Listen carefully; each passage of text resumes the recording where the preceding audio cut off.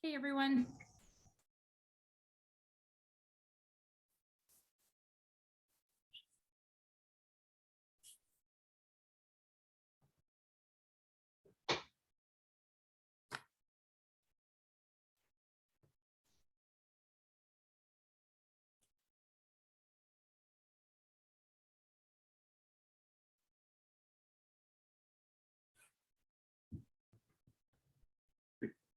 So we'll just wait another minute or so, see if we can get Rick on.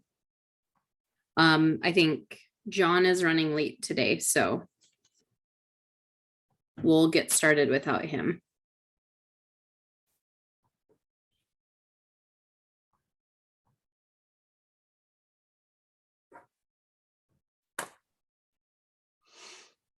Hey, everyone.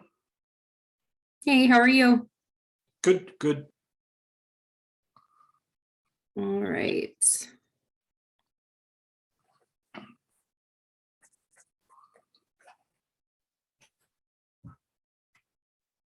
Okay, so we'll go ahead and call the May 17th Committee of the Whole meeting to order at 5:30. Councilmember Isaacson is running a bit late today because he's traveling, so he's going to join us when he can. Hopefully some of the cow, but at least hopefully by the council meeting tonight. So for starters, is there anything for the good of the order tonight? Go ahead, Councilmember Hoag. I would like to kind of discuss the garbage can item that had come forward by a constituent regarding the garbage cans that are left kind of throughout the city. And they're mainly for people that are walking their dogs. So it's just interesting to me because most communities require garbage cans to be put away the day after garbage day and hidden from view. So I'm just kind of wondering why we're having garbage cans that are scattered around the, there's definitely one in front of Taylor's Ridge and throughout the community. So I just don't know if council wants to have a discussion about this at some point, but if it's just for dog waste, maybe there's another way to handle that. So just wanted to see what council thinks. Is that we can't have any action, but is that something council would want to discuss at a future time? Yes. Yeah. Maybe we could add that to our list to cycle in at some point. I think there's probably nothing short-term solution-wise, but definitely I think it's worth discussing and maybe get some community feedback as well. I don't know, but something down the line. Does that sound okay? All right. Good. Yeah, and I've got some questions about those as well. So I think we should have at least a brief conversation about it. All right. Is there anything else for the good of the order tonight? All right. One quick thing I will go ahead then with is since Councilmember Langell has left, we still have two committees that have vacancies. We do also have, an application process open right now to fill that. However, knowing that sometimes it can be a bit overwhelming for a new council member to come on and immediately jump on committees, and I don't know how long the process will take. I think I sent an email about this, but if there's anyone who wanted to fill a role, how temporary, I'm not sure. I guess it just depends, potentially maybe for the rest of the year, just depending on what the interests of the new council member would be. So we have one position on the Finance and Administration Committee and one on Public Works. And I think another reason for this too is if something comes up in our personal lives where we can't make a committee meeting or something, we still have regular business to attend to that needs to go through committees. So it helps to have those three people. Now, if something comes up for somebody, we can still have a quorum with two for that committee since you can't run a committee meeting with just one council member. So was there anyone, and if, put you on the spot a bit, but you can also email me after the meeting. Was there anyone who wanted to serve on one of those two committees to fill in? Councilmember Hoag.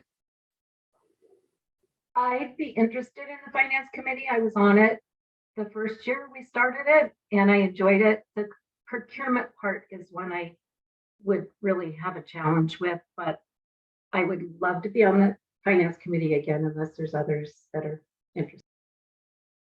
And Amy, I can potentially assist with the Public Works Committee. I'll follow up with you offline just in terms of the meeting cadence and the schedule. I think that's the biggest challenge I sometimes have is the weekday meetings because my schedule is so flexible or inflexible. Sometimes maybe that's the right word, but I'll follow up. And that's something, that I, coming off of the Planning Commission and I have an interest in, so. Okay, thanks. And Ron, you can follow up with me if you'd like. I've been on the Public Works Committee for a while now. And Sure. Councilmember Naplin, did you have a hand up too? Yeah, I just want to say that I'm willing to serve if you need someone to fill in. So whatever, I guess I can only volunteer for Public Works since I'm already on finance. So, but if you need me, I will be available. All right. Okay, thanks. I'll follow up with you guys later then. And I think in order to do that, maybe at the next meeting, we could have, some kind of, I don't know if it's a resolution or clerk, is that something? I remember you talking about that. We need an agenda bill for that just to kind of ratify who's on the committee? I can't remember how we did it last time or if it was less official than that. I think it's less official than that, but I also can't remember. So Okay. I'll research it and get back to you. Okay, that sounds good. All right.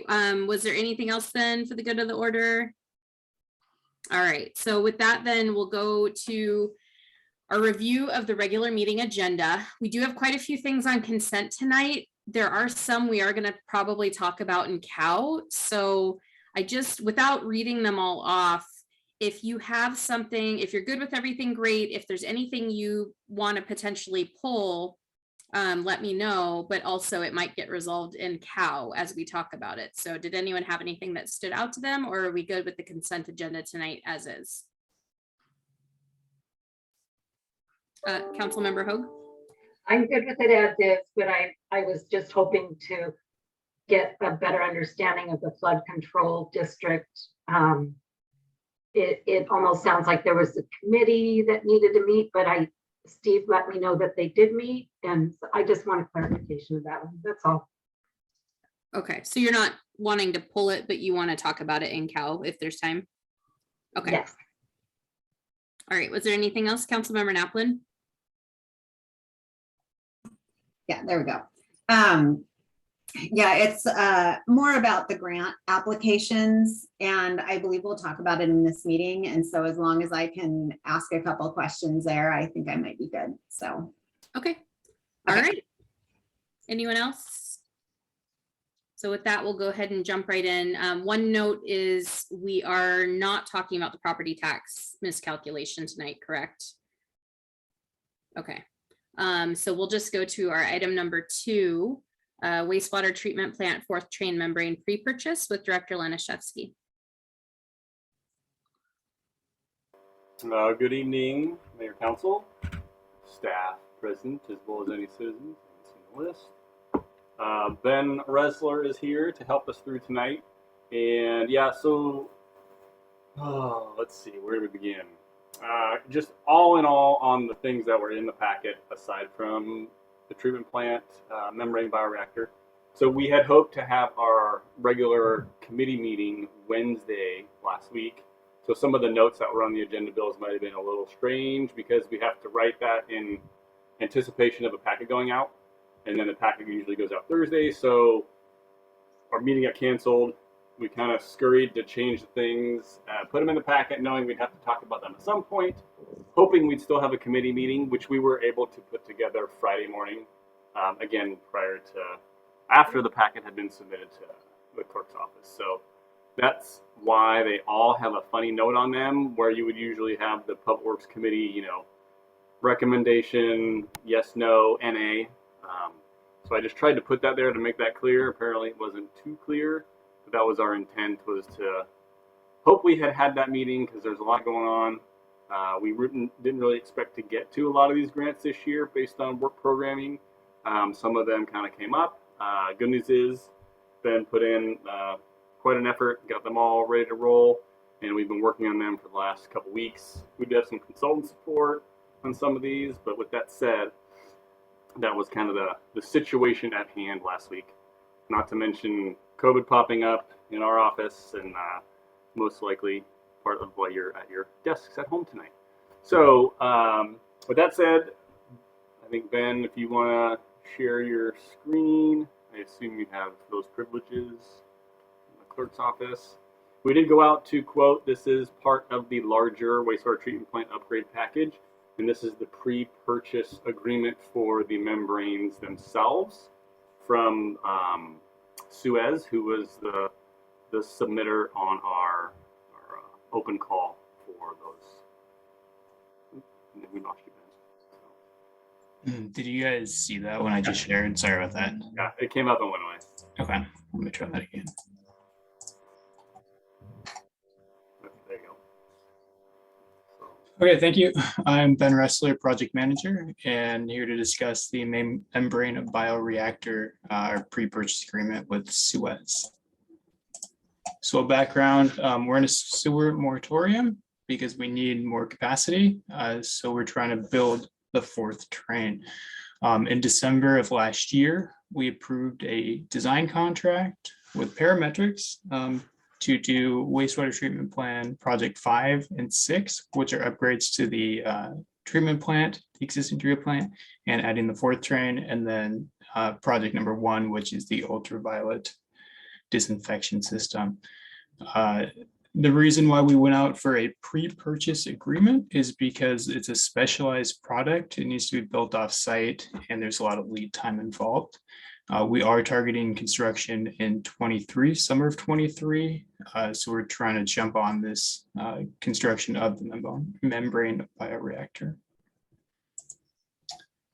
So we put out a full RFQ in February of 22. We received 1 bid, and that was from Suez. Their estimate was $830,000 with a 10-year warranty of $27,000 additional. That was right in line with what our design engineer had estimated, which was $800,000 to $880,000. One note, Suez is the person or the company that built the other 3, so it's in line with what we already have. We did negotiate some minor changes to the contract, took out an item, added a different item, so it did go up by $5,000. And in talking with our wastewater team, we do not recommend going forward with purchasing the warranty. We are requesting a 10% management reserve due to the hyperinflation potential, and then just various changes that we have. So we will be recommending executing a contract with Suez in the amount of $830,000 for the pre-purchase of the 4th train membrane. Thank you. Any questions from council? And the packet was quite large, so there were some items in there that got jumbled in the order. So the updated, as Mr. Ressler had stated, Parametrics design estimate was between $800,000 and $880,000. In your packet, and again, sorry, everything somehow got shifted. Page 310 is your total development cost table, and then we did update the actual project estimate as we are ongoing, which for some strange reason got put at the end. So that's a big package that just got kind of scattered. Sorry about that. And what I mean by tracking is, I think I could share my screen then.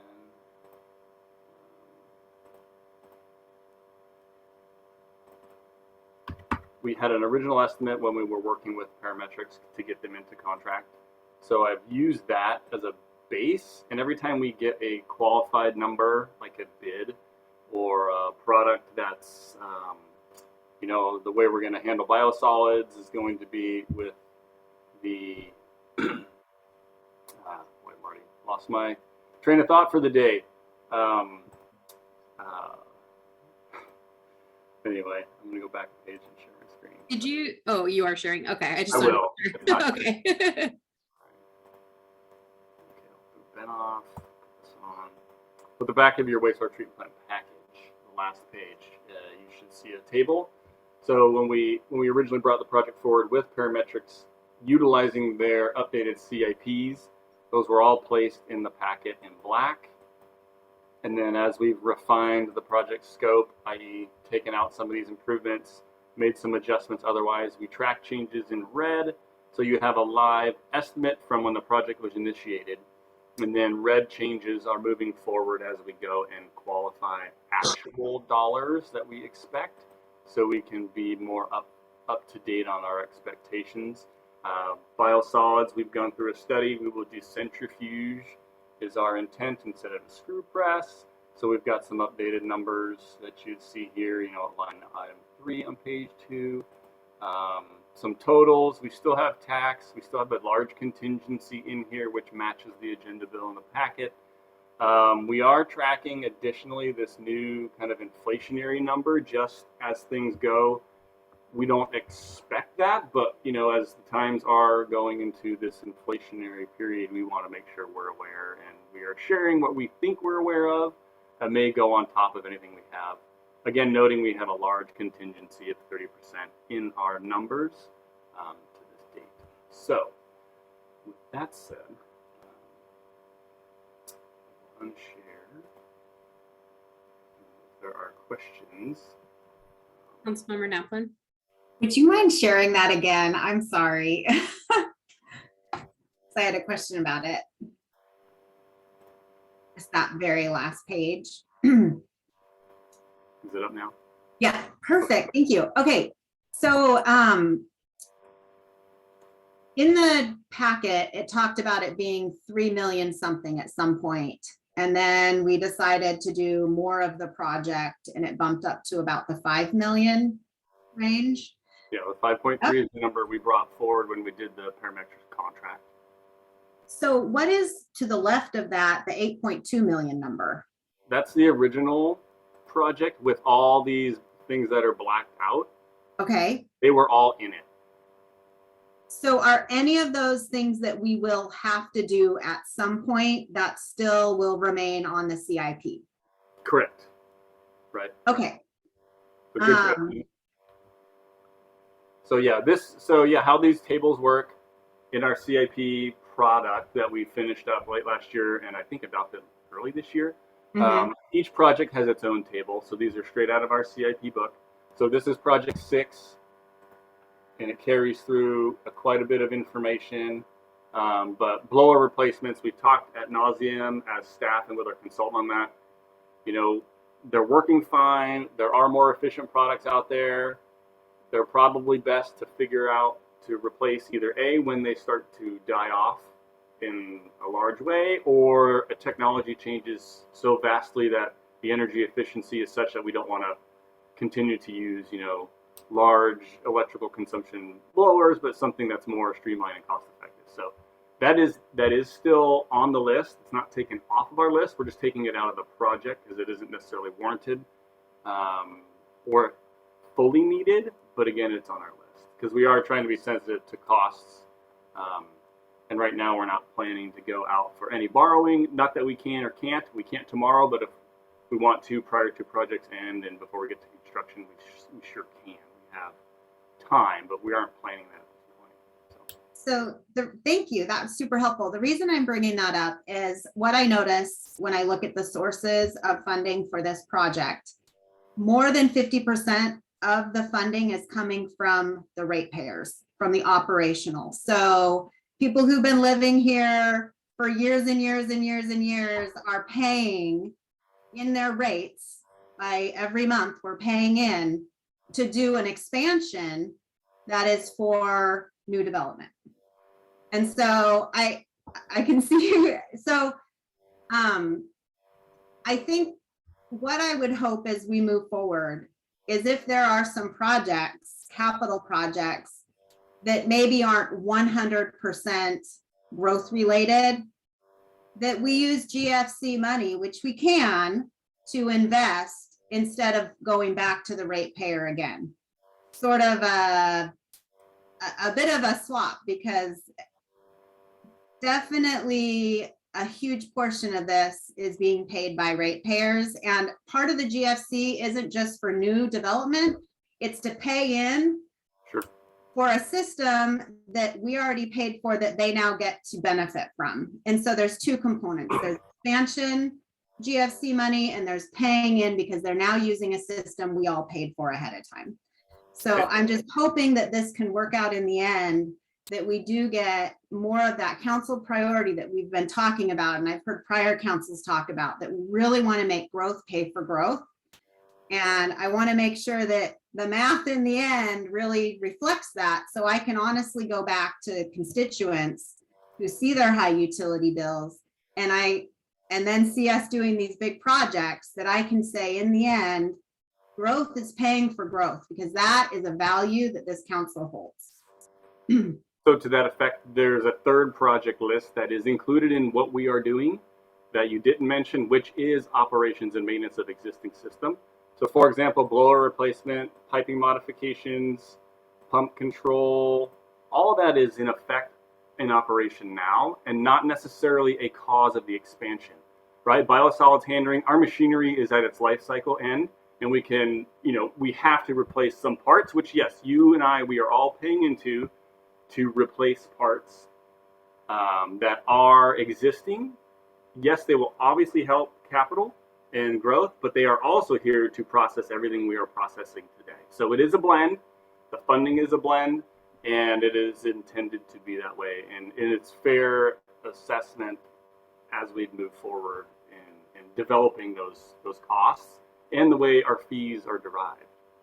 So yes, we understand council wants growth pay for growth, but this wouldn't be 100% growth eligible project. But again, the way sewer rates and sewer GFCs are collected and then managed as one utility, there is some of that, mobility between ops and caps funds to pay for capital. Okay, I appreciate that, because I just looking at history, ratepayers have been paying the debt on the last sewer expansion. It's a little bit tough to stomach. And so I hope we can, try to make this work out. So growth pays for growth as much as possible.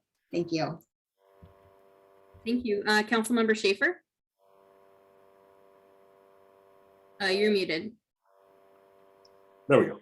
Okay, I just want to second the concern that Councilmember Naplin just brought up.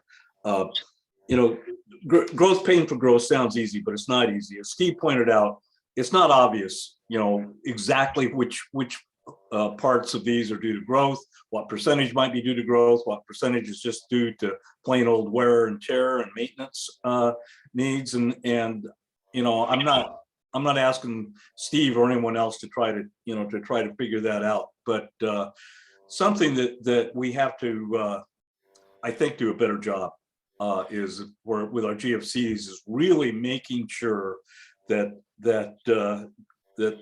they pay their fair share.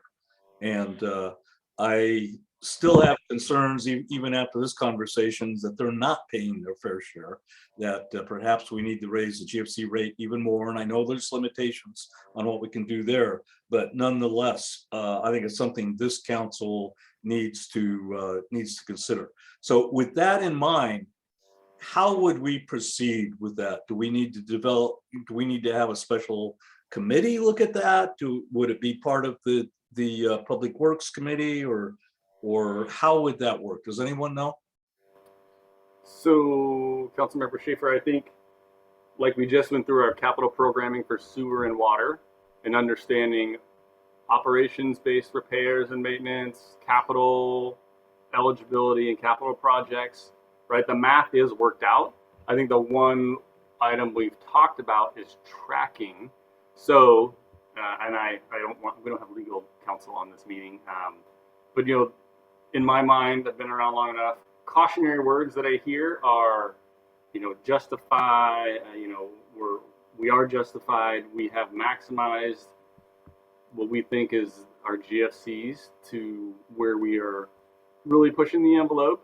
As we understand council's direction, like I've heard here, isn't new today. It's been that way for quite a while. So it's a understandable trait. I don't think there's nothing different we need to do other than possibly just talk about it a little more frequently, and maybe we just have to use some words that help me convey what you want to hear in a way that just makes everybody understand where we're at. Like I said, our fees are I think, are set at a point that maximizes that balance, legally defensible. But we can't make up fake numbers, right? They have to be accurate and Absolutely, just. yeah. I think what we can do better, and I know we've talked about this last year, is not wait 5, 6 longer years and get a consultant to come out and refresh, refresh the CIP values, refresh the rates on more of a, I think we've discussed, wasn't a 2-year kind of flip as we move forward. So last year when we set those rates for water and sewer and storm, we need to watch those more because they are based on planning level cost estimates that obviously need a pretty major adjustment come this year, right? Talking about inflation and everything else. So those are the times to look at the math and make sure our numerator and our denominators are set at a reasonable rate to get the work done and to get it done, in the way we can, which is maximizing the development's fair share of project costs. Would that be something Public Works Committee would take on then, Steve, as far as a, more frequent, review of the GFCs? Okay. Yeah, we talked about budgeting for, like SCS group to come in and just refresh stuff, not have to go through the whole plan, not have to go do another 300-page document, but take what we've got, you take projects off the list, maybe things get added operationally because things change. But I'd look at the planning level estimates, which is your numerator, and then, the housing growth is the denominator, and just track those, which we've talked about. So you're going to see, a budget proposal when we get into budget season here for professional services for utilities, where we put in a line that's, financial consultant review of rates, financial consultant review of connection fees, and we just put that into our business line. Good. Okay. No, that sounds great, Steve. I just what wasn't obvious to me is what next steps are. So this helps. This helps a lot. Then it's not like there's a ton of history too, which you haven't been around for all the history. Yeah. And get it, and not everybody can be. And so I guess making sure we can go over those things is absolutely fine. Sure. And I can't remember everything too when you've got someone send me a tickler, and like I said, we got our budget notes and we're doing that stuff for the future. But making you feel comfortable that these numbers and how we've proposed the math are driven in the direction the council wants. That's just terminology and making sure I remind folks through our narrative that's what we're doing. Good. Okay, thank you. Mayor, go ahead. I was just going to kind of emphasize what Steve said is Director Laniszewski said it has been previous councils, Councilmember Brodnicki and I, when we were council members, actually really pushed the city to make sure our impact fees were in line with what was maximum legally defensible, and put automatic escalators and changes to which index we use to adjust those fees automatically each year. So there has been significant work by councils of the past to get us up to the maximum, which we're pretty much at now. And to Director Laniszewski's point, now part of it's a tracking issue, and making sure that we are continually getting the investment and resources to update those plans more frequently. As we build out, there's going to be less.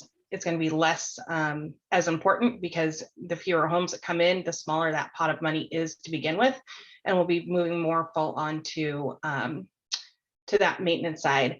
And for those that are newer to Duvall, I know a few of us on this call were residents when the sewer system, the current sewer treatment plant went in. And that was one of those situations where cities weren't planning for those big projects historically. So yes, it did go on to existing and incoming ratepayers. And the planning that's been done by the city over the past decade or so is going to reduce significantly those big chunks of assessments, as long as we continue to assess appropriately with our charges and our impact fees over the long term. So I just wanted to make sure that everybody understands that too, that there actually has been significant work, and there was significant push by previous councils to get to where we are today. And now it's basically operational and bandwidth and making sure we can get consultants on board to do the work. Thank you. Are there any other questions, comments? All right, well, thanks everyone for those great points and dialogue. So with that, we'll move on to our next item, which is the Public Works Grant applications, again with Director Laniszewski. Yes, the great news is Ben has another couple of slides. Pretty much came out of our committee meeting on Friday morning. And thank you for putting that together with the council who attended. So go ahead and jump in, Ben.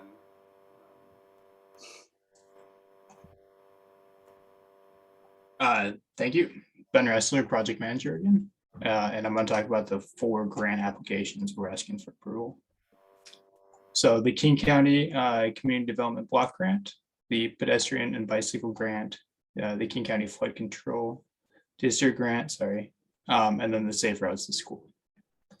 So for 3rd Ave, obviously we're doing the improvement between 143rd and Stevens. We have previously gotten approval from council to apply for grant applications, and we will continue to apply as long as we are allowed to. And then I just threw in this potential revenues for the project at the estimate of the 6.4 that's in the packet, showing what it would be if we were to get the 2 grants that we're going to apply for 3rd Avenue. The first one is the King County Flood Control District, the flood reduction grant. We're requesting $360,000, and that would be solely for the culvert on the project. We are committing, if we get approval, we are committing $40,000, which is coming out of the 404 Stormwater Fund, because that'll help increase our chance of getting the grant to have a commitment based off of it. This grant was identified by our design consultant, KPG, and they are going to be doing the grant application for us. King County Flood Control District has historically supported projects in construction that they support in design.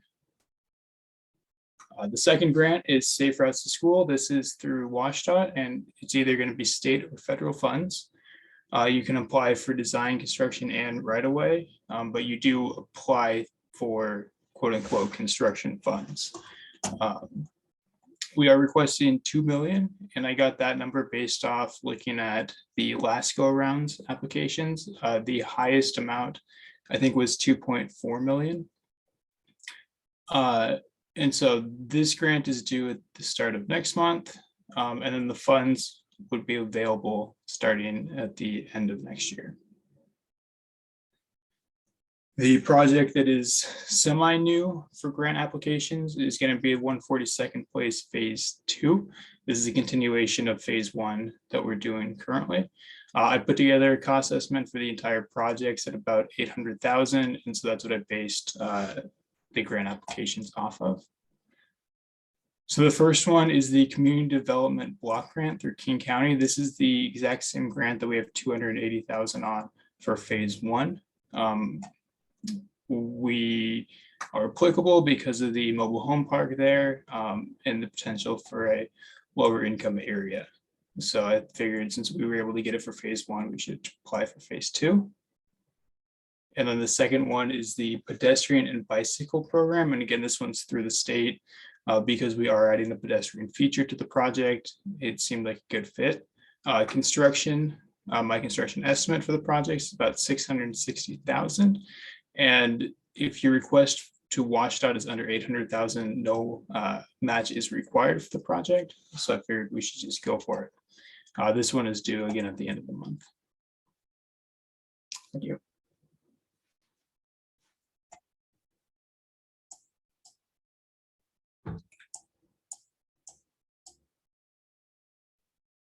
Great. Are there any questions?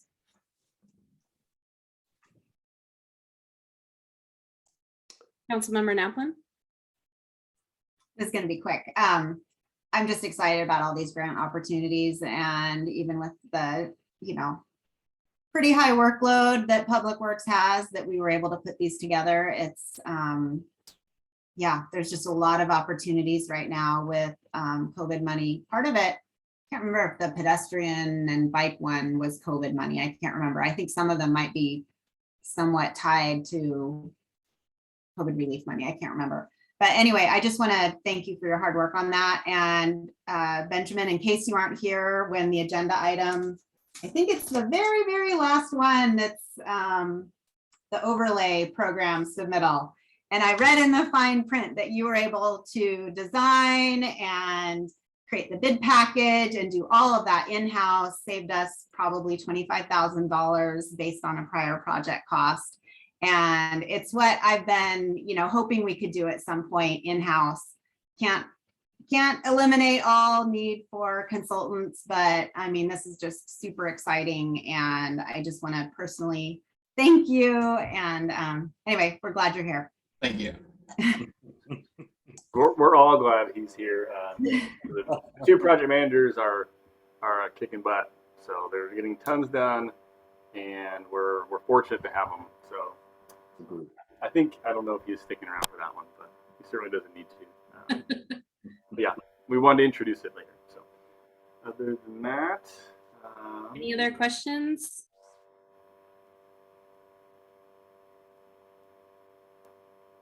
I don't see any. All right. So was there anything else, Director Laniszewski, on this? no, I've just pulled the packet up, double checking what's on consent versus what's in the packet. Yeah. What do you have next?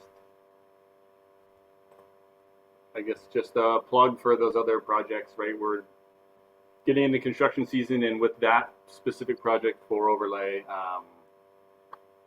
yeah, we weren't successful in some obtaining grants this year, but we have a dedicated resource now, and we're very excited to keep up with the work that needs to be done in the city. So lots going on, and always around if you guys have questions. Great. Thank you. So with that, we'll move on to benefits for limited term employees with Director Mason. Good evening, Mayor and Council. Dana Mason, Finance Director. Bring up my screen. Can you see the screen okay? Yep. All right. So the issue is that the city hires two types of temporary employees: seasonal employees and interns, and then employees that are hired for a specific period of time due to an increase in workload or to take on a project or to cover for someone who is on extended leave. The DMC that hours of work is not clear on when temporary employees should receive benefits. The benefits that are provided to regular employees, such as vacation, holiday pay, and medical benefits. And every time the city hires someone on a temporary basis, we look at the DMC, we try to interpret it, and it's just very, very gray. So the recommended amendment to the DNC is to create definitions for two types of temporary employees: short-term and limited term. Short-term employees would be employees who are hired up to periods of 6 consecutive months. And then limited term employees would be 7 consecutive months or more. And then those who meet the criteria of a limited term employee would be eligible for the benefits of a regular employee. And since the agenda bill was last put together, our city attorney recommended putting in part-time in both definitions, since regular part-time employees are afforded benefits such as prorated vacation and holiday pay. So the discussion at this point is, should the period for limited term employees, temporary employees that receive benefits of regular employees, be defined as individuals who are hired on a full-time or part-time basis with terms that last more than six consecutive months, or individuals that are hired on a full or part-time basis with terms that last more than 12 consecutive months?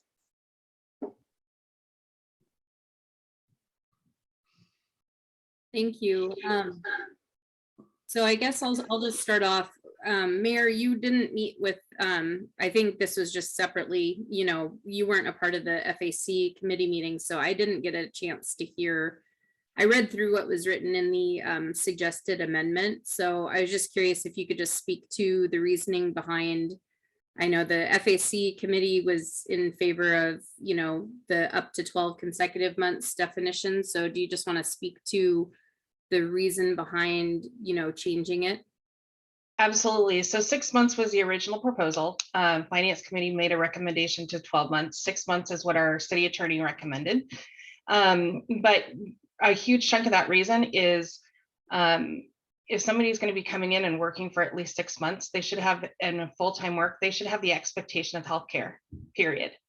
And I think it speaks to potential future long-term employment of an employee and their desire to work at our city. If we are making sure that if they're putting in full-time work, that they're getting full-time pay and benefits. I can say from personal experience, and I'm sure many in this room can, that working full-time without healthcare is very, very stressful. It creates financial challenges, even in the best of situations. And if we are, we are a community where our median household income is well over $150,000, and our poverty rate's less than 2%, which indicates that most of our overwhelming majority of our population has healthcare as well. And I think that we should be treating our employees well, and that we should be treating them equally, regardless of if they are a limited term employee or a full-time employee.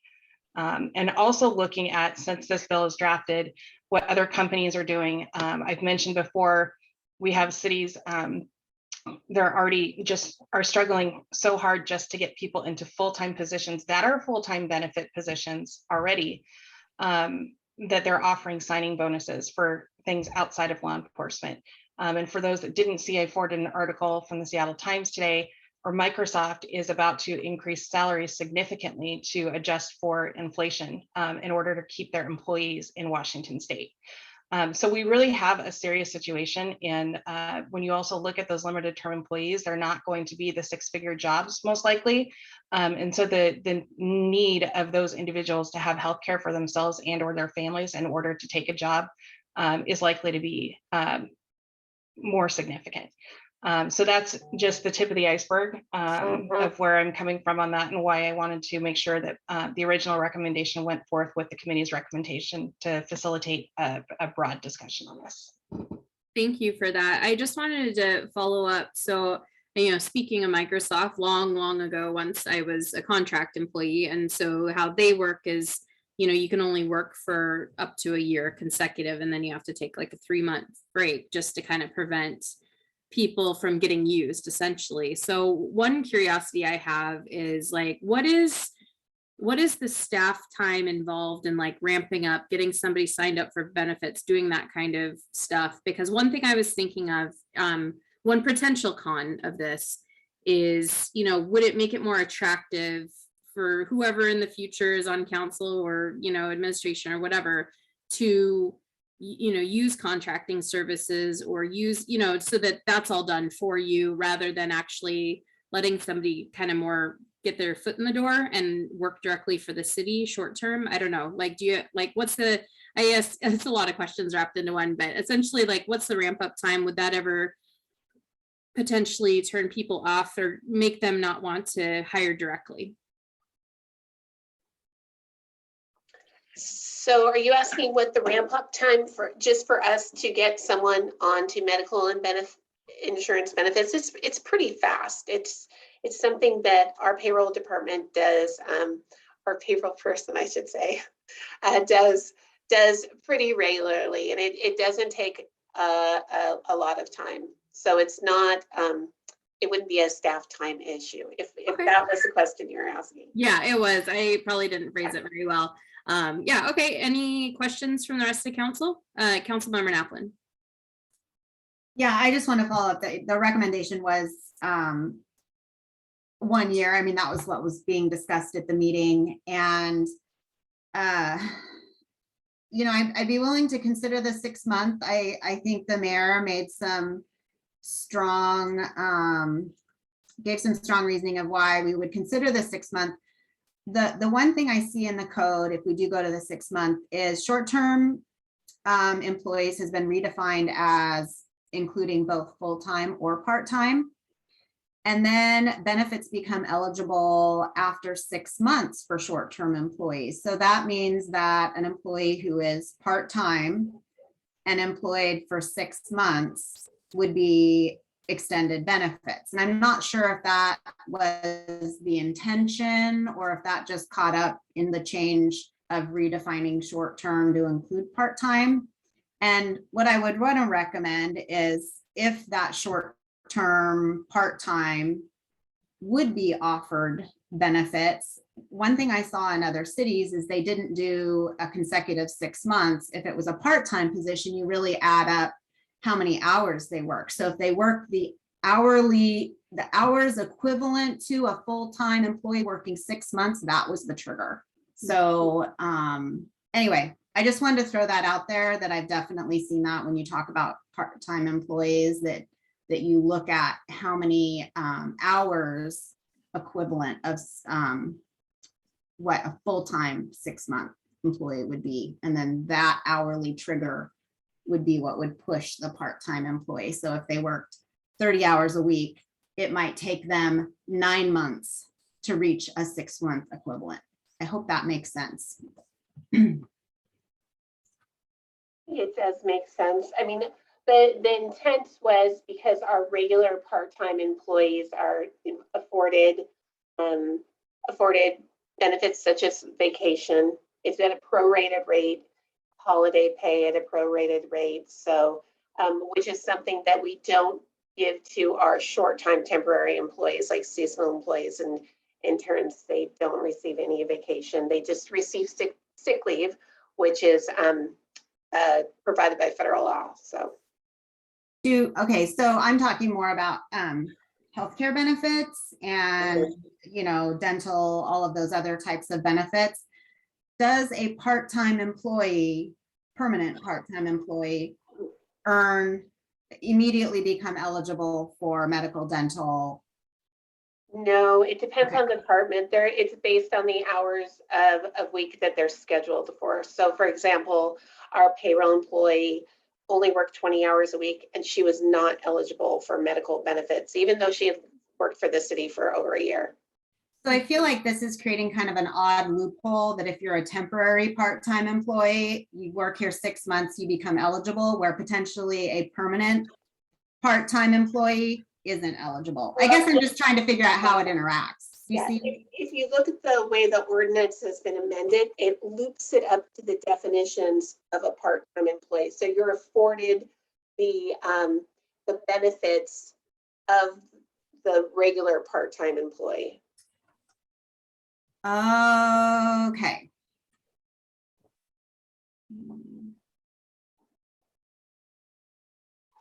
All right. Where does it say that regular part-time employees don't receive benefits? Because section C doesn't specify that. I guess I'm not seeing it.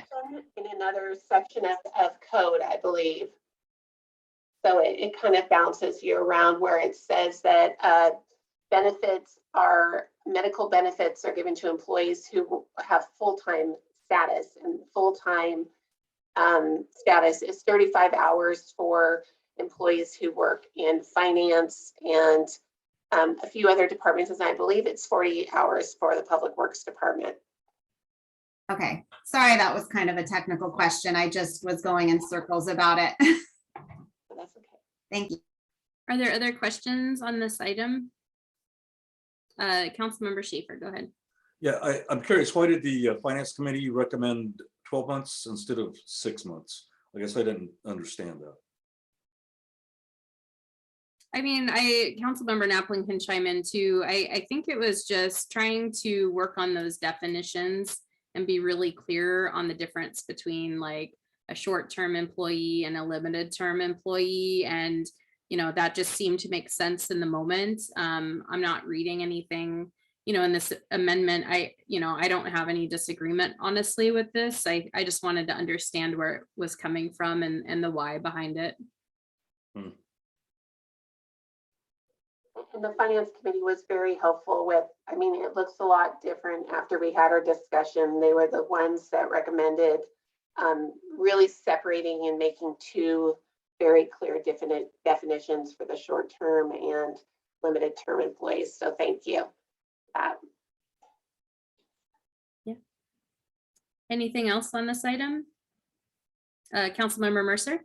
Yeah, I mean, I'm generally in alignment, and I appreciate some of the questions both Amy and Jennifer asked to sort of clarify the directional, because that's where I was getting hung up a little bit, is when there's clearly that differentiation. I think as long as, because we spent some time in a previous council meeting talking about the limited term, and I think when we start to get into the extensions of the short term, and then they start to bump up against the limited term, but as long as we've sort of codified those definitions and there's clarity there. And then there's also, from the employee's perspective, the clearly defined expectations around what those definitions mean. I do think, I'm okay with reducing, and particularly around some of the uncertainties today. And I think to the mayor's comments around the additional level of job satisfaction and security that comes with offering the health benefit in particular with COVID and everything else. But it's a special case of benefits beyond everything else. I mean, obviously this is a little more broad than that, but particularly that the clarity around the qualification for healthcare. So again, not a lot to add, just more to indicate it, general alignment, and then appreciate it reflects the work we put in previously to clarify those definitions, made this conversation a lot easier. Thank you. All right, anything else on this item? Clerk McMillan, I was wondering if you'd be able to bring up the council planning calendar. Do you have that handy?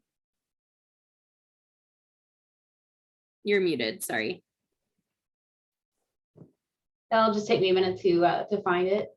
Okay. Won't take but a second here. Okay. So I just, since we got through all of our items and I still want to adjourn it, shortly so that, we can have a little bit of a break between meetings, but we're always in a bit of a rush and we haven't really had a chance to properly take a good look at the council planning calendar. And it's such a great tool that our clerk has put together for us. So I just wanted to know if there were things you saw on it that, you're wondering when they're coming forward, or you had any questions. Also, just any thoughts you have on, how we can, I think she had also made a one for committees as well. So I was just thinking about our committee work and if we should develop, just thinking on the long term, some kind of like committee work plans so that, because there's always things that come up, right, in the good of the order, but to just really sort of cement a work plan for some of our committees. And this is a great way to track. I mean, you can see there's a lot of stuff coming up, and scrolling down, there's a ton of items down there. So, I mean, it's just a way for you to keep track of what could be coming up, what's unscheduled. So, yeah, did anyone have anything on these or any thoughts in general, any questions, or are we all good with everything as it's moving along here? So I just want to make sure you guys are happy with the agendas as they've been coming out, and nothing seems to be taking too long, I suppose, to come up onto a meeting that you were really wanting to talk about. Go ahead, Councilmember Schieffer.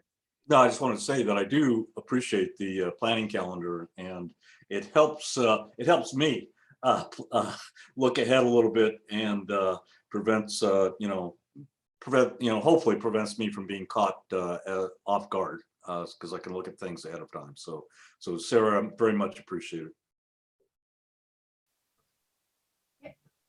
Yeah, thank you. All right, so it doesn't sound like, oh, go ahead, Councilmember Naplin. I was shifting through my faces. Okay. I was just looking at this, and then there was a section on council committee assignments. And is this where we assign committees certain policies to look into, things like that? I think the intention was to kind of mark what committees are working on. probably outside of, there's always a certain set of things that staff brings directly to committee to sort of feel out what council might think or feel about something, or to get questions out. But then there are certain things like, the procurement document, right? Or the procedures, stuff like that, that are just hard assignments that the council has delegated to committees. But I think, this would be a bare minimum of how we're using it right now. And I think it would be great to explore how we could use it more in a more robust way to really help organize, and visually we could all see our work plans for our committees. So is it possible, I'm just thinking maybe this would be a good cow item, because sometimes there's things that come up in our committees that we think, oh, that'd be really neat to look into, conversations we have. And then, maybe we bring it back to the cow and say, is this something you want us to work on? I'll just give an example. If I remember correctly, it was our last land use meeting, we discussed briefly policies surrounding stormwater vaults and, whether it's design code, is it a public works policy, where that belongs. And it seems like there's some overlap, but possibly, there needs to be some discussion at Public Works Committee surrounding that. And so I'm just trying to sort out is this a time where we could say, is that something council wants committees to look into and bring back some information to the whole committee at some point of options? I'm going to chime in really quick and then I'll go to the mayor. My thought on that was, I recall something had come up in the good of the order, and we essentially said, oh, does everyone want to send it to committee? Everyone said yes, but then if it's technically an action then. So what I'm wondering is potentially we could make another standing, like the review of the regular meeting agenda, like a bullet item on our committee of the whole agenda that would potentially allow for action. The action just being, do you want this to go to a committee? Yes or no, that kind of thing. I don't know. That was just my initial thought after what you said. Mayor, did you have something to add? Yeah, thank you, Mayor Pro Tem. So as far as anybody, whether it's a committee or council as a whole, getting something onto the agenda and onto the work plan, that procedure already exists within the current council procedures. So refer back to that document for how to request items get on the agenda. But the other thing I want folks to really keep in mind is that our staff's work plans are set by the budget. And so if every time, we're all okay with shifting priorities, but we're like we have in the past, if we have something that's going to be significant work that council has a priority on, council's going to need to determine another budget item to not complete during the biennium. Our issue right now, as everybody knows, is we don't have enough staff just to do the day-to-day work. Director Laniszewski finally has his 2 project managers, which, as you can see, just getting those bodies in place is providing a significant amount of fruit in produced work. And so every time we add something to the plate, that means either something has to come off or be pushed back, or we have to reprioritize and put the item on a parking lot until we can fit it in the budget and the work plan. So a lot of the things that sound really simple actually are very time intensive for our city staff to bring forward to the full council. So just want folks to keep that in mind, and also just again remind you that there is an existing procedure within your council procedures to move items like that forward. Thank you. Director Laniszewski? And thank you for letting me chime in. So I think the question that came up, like for stormwater ponds and vaults, it sounds interesting, but it is multi-departmental. So just to bring something forward, right, we've got to work, with planning and understand a couple things before we put our foot in our mouth. We've got consultants who might be able to assist us in providing a better presentation, because sure, there's always more than one way to design a plat and or a public project. So I think that's a topic we just talked about. The council member Naplin's request at the last committee meeting was, council member Schaefer brought it up. Hey, how would this go about? And we talked about, a presentation, we could have staff, but it would take time to set up. So I think this long range approach is helpful. It also gives us something to target that we're not cramming and then we can provide something where I don't put my foot in Laura's mouth, Laura doesn't put her foot in my mouth, and we can have something that can be informative and helpful for council, which is the intent. So that's great. So my point is some things may just take more coordination interdepartmentally than you might expect, I guess. That's all. Yeah, definitely. And I think that loops really well back into, you know, committee work plans and how we can utilize this tool even more so. I think it's just this desire of council, you know, we always say something in a meeting or for the good of the order, but then where does that go? Where does that thought go, right? We got it out there. So is it documented in some way? And I think, you know, as things come up, we can at least get them put into the spreadsheet. But understanding, like, as we look a year or 2 years ahead, that it's probably not going to jump in line of anything else already in the pipeline unless it's something really urgent, time sensitive, et cetera. Director Thomas? I was just gonna, definitely concur with Steve on that. And we talked a little bit about that at Land Use Committee, how they can be cross-departmental, where I'm like, hey, we deal with the landscaping and what you can use in that area. And so I think it would be a really good exercise. I also, I don't know if anybody's ever looked at the Land Use Committee agendas, but we essentially have 2 parking lots. The top one is what's coming up the next couple of meetings, and then down below are items that we've talked about and have had on the list, and honestly, some of them for a couple of years. So if anybody wants to take a look at that, that's how our committee kind of tracks and talks about discussions and policy updates. Thank Thank you. you. All right. Well, if there's nothing else, I'm scrolling. So shout out if you have something to add. Oh, thank you. All right. So with that, oh, go ahead, Director Lanishevsky. I know you guys talked about it at the beginning of the meeting. Do we want to talk about garbage cans, or do you guys want a break? I think, like, did you just have something? I mean, because it could be one of those things like what we were just talking about with the work plans and thinking ahead that, you know, can we just drop what we have, insert it, or is it just something that's going to be down the line? But if you just wanted to, I mean, I guess if you want to take a few minutes and just tell, I think you have like a blurb to say, right, about it, or just some of the history or something like that about why they're out there. I would love to. You know, it's a good topic. How this particular event came about is, you know, kind of a complaint based, but just so it's clear, like, these are full all the time. Why that's important, you know, the crew mows a lot of shoulder. We have a lot of space that isn't park space that is mobile. This has kept a substantial amount of dog mess off of our staff and out of the underneath of their lawnmowers. It may sound ridiculous, but it's amazing the difference with the pandemic. Because we got questions in the beginning like, hey, can you put some cans out? And we worked with Waste Management. They were very helpful. I'm like, absolutely. So the great news about those cans, ugly or not, I won't argue. They're a can. But they drive by, they grab them, they dump them. It's free. They don't bother us. It's not even in our contract. So they're very helpful. And again, they're very full. That's the good news.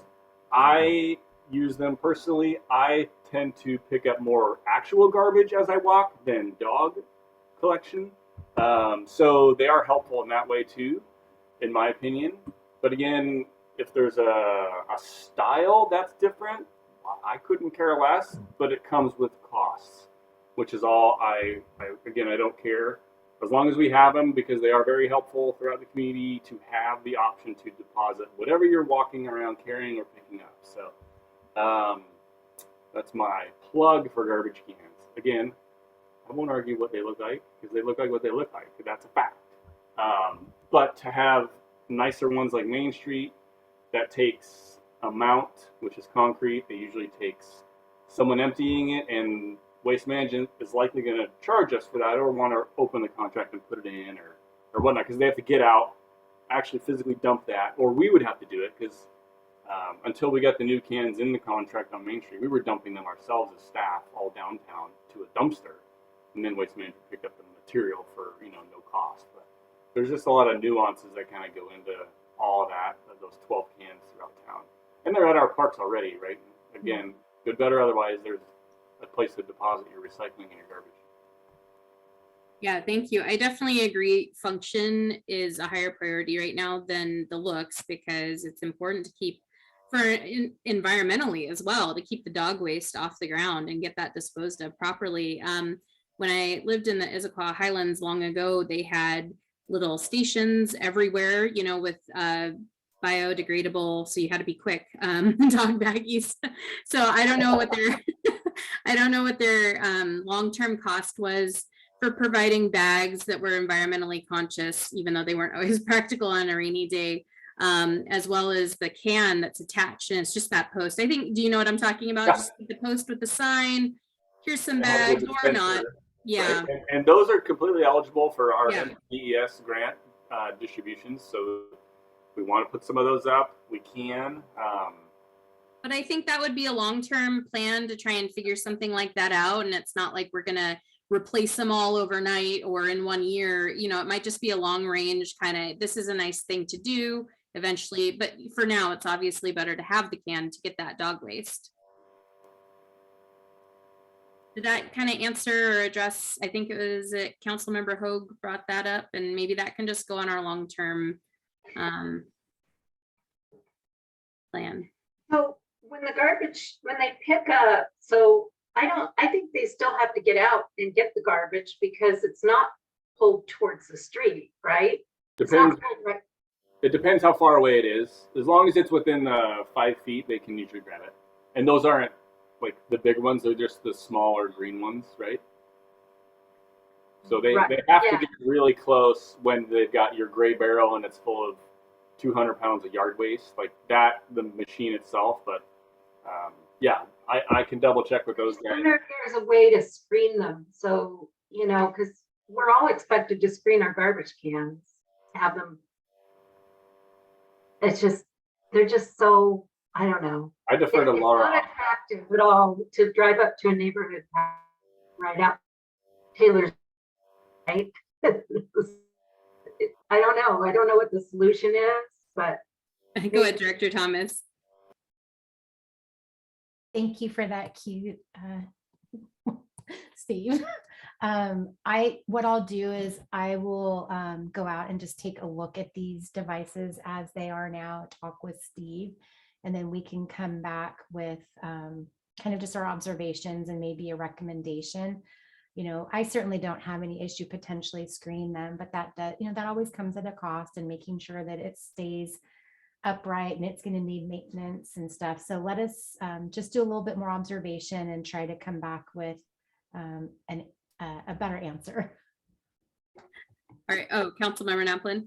Yeah, I just want to say I'm super intrigued about the dog waste little, I don't know, kiosks. I'm not sure what you would call them, that is eligible for funding out of, okay, do we have more money than we have eligible things to spend? Are we looking for things? No. Okay. Because I think those are great, because every once in a while I bring a couple bags. Somehow my dog decides instead of 2 times, maybe 3 times. And I'm like, I have no bag. And there are some, you know, areas where there aren't bags. And so anyway, I really appreciate the bags. And I think it does keep the city cleaner. Yeah, and they are part of the, you know, waste elimination and reduction program, which NPDES is responsible for. So Sarah is more than happy to find things that we need throughout town and use some of these grants. Sometimes there's extra, but we can spend every dollar we have on stuff we need, which includes street sweeping and everything else. So, but again, these little kiosks, if we strategically place them in some spots, you know, maybe we can talk about that at the committee, the Public Works Committee, and initiate a small flight of 3 or 4 of them or something, and just put them out key spots. All right. Well, thank you for indulging that quick conversation. I know that was on everyone's mind, so it was good to have a bit of discussion about that. And then just to summarize really quick, my recollection is we will not be pulling anything off of consent, I believe. So everything on consent will stay on. And then we'll get a nice 20-minute break and be back here at 7 for the council meeting, and we'll adjourn at 6:39. Thanks, everyone.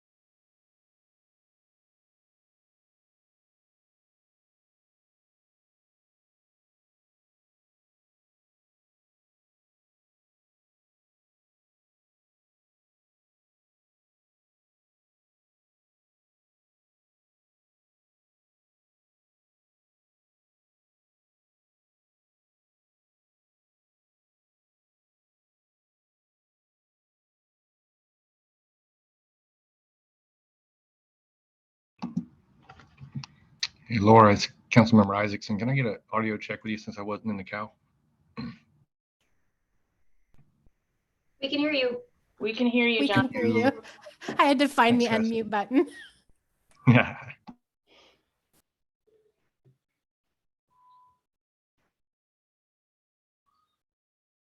All right, we'll give it about 2 more minutes. We had a good long break, so everybody should be on time today. And then get moving.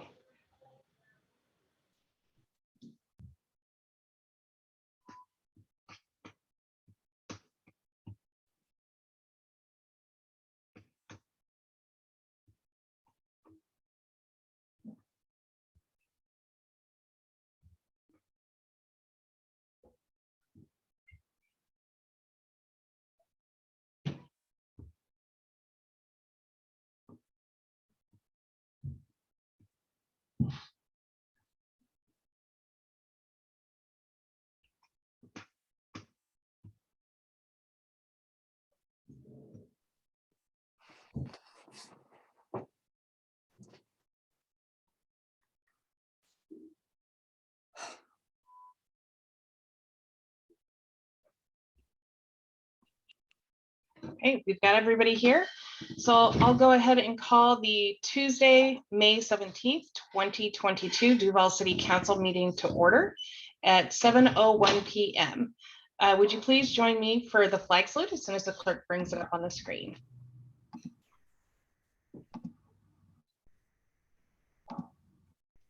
I pledge allegiance to the flag of the United States of America and to the republic for which it stands, Which stands one nation, one nation, under God, under God, indivisible, with liberty and justice for all.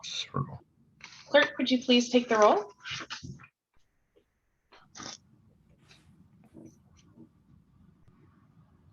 Councilmember Isaacson, Present? Councilmember Schaefer, Here. Mayor Pro Tem McHenry. Here. Okay.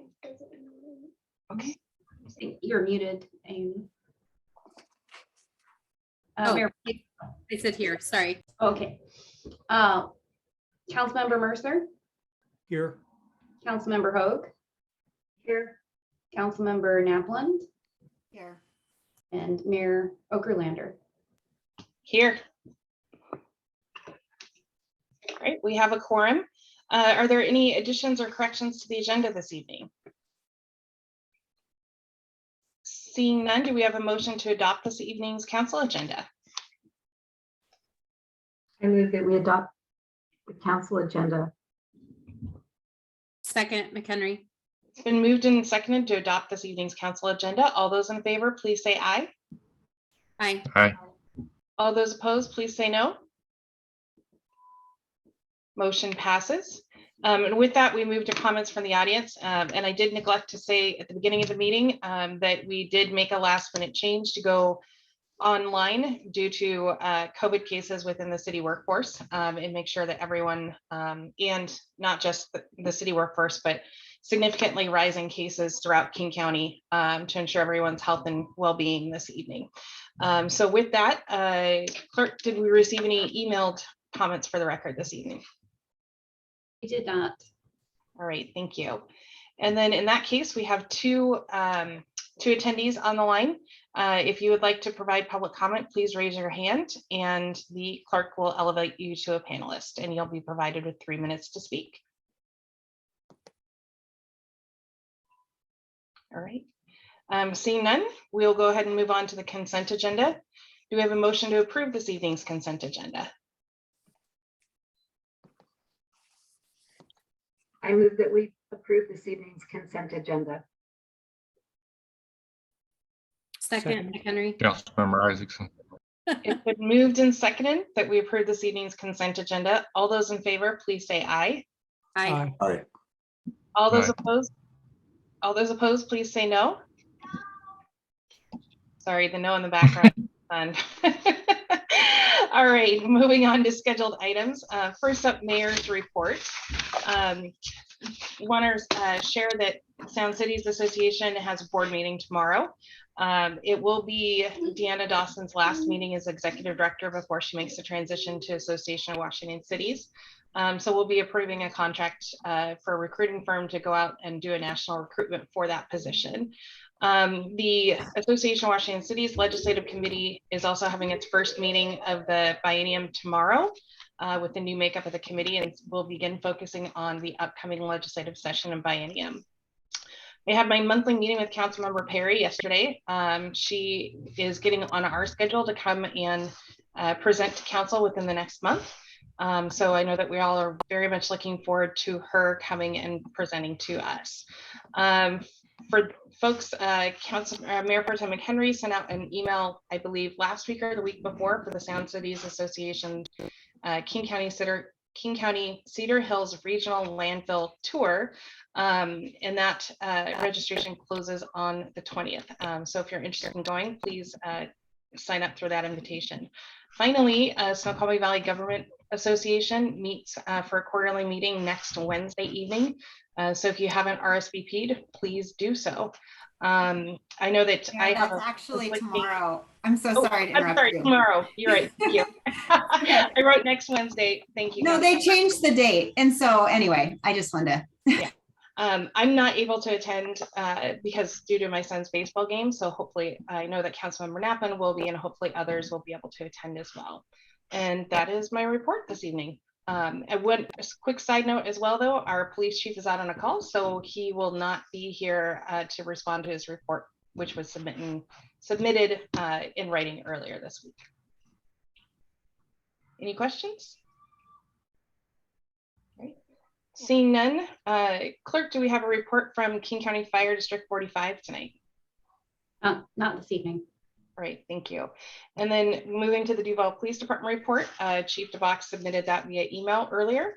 Nothing out of the ordinary in that report. Moving on to council committee reports. First up is finance and administration, and then a procurement policy update. Councilmember Naplin, did you have the update for the FAC this time? I do. I'm just pulling it up. Okay. It was a really big agenda at our last FAC, so I will just give you the super high level view of what we talked about.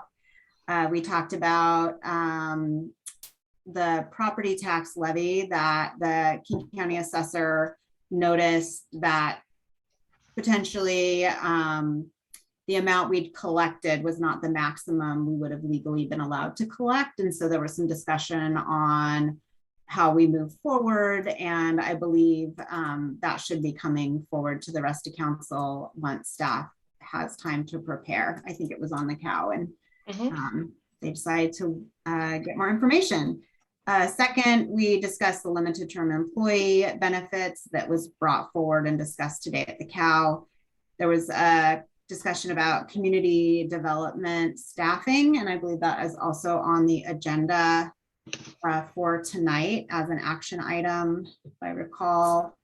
There was a discussion about the city engineer salary, and that what came out of that was staff's administration's proposal to change code in response. And I'm trying to see, I think that also is on the agenda tonight.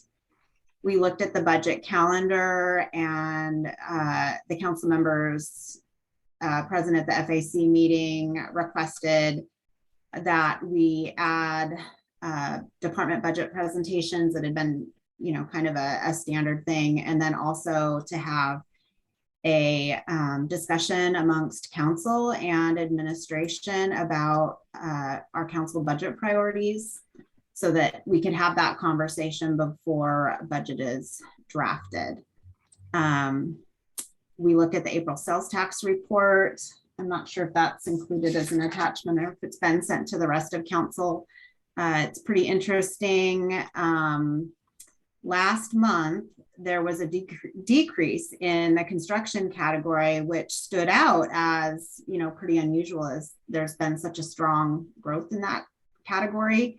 And I think Director Mason suspects that could be due to supply line disruptions and different delays going on. Otherwise, still very strong sales tax. We had a discussion about adding Juneteenth as a paid holiday for staff. That is also on the agenda tonight.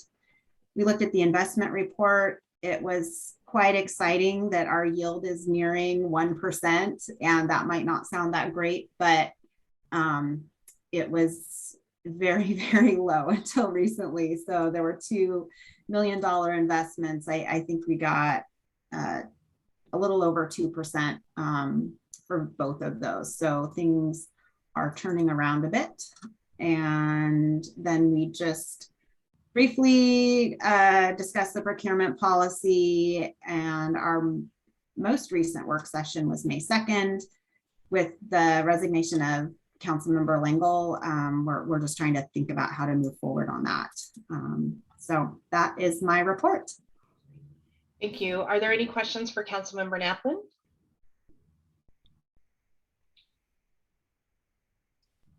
All right, seeing none, we'll move on to land use. Thank you, Mayor. So we did have a land use meeting on May 4th, and Acela gave us an update again on OpenGov, and Troy Davis. We got to spend a lot of time again talking with Troy Davis about permit processing policy and the comp plan amendments. And I thought it was a really great meeting. And I did email you our agenda so that you could see what we have coming up and what we have in the parking lot, as Director Thomas had mentioned in the committee of the whole.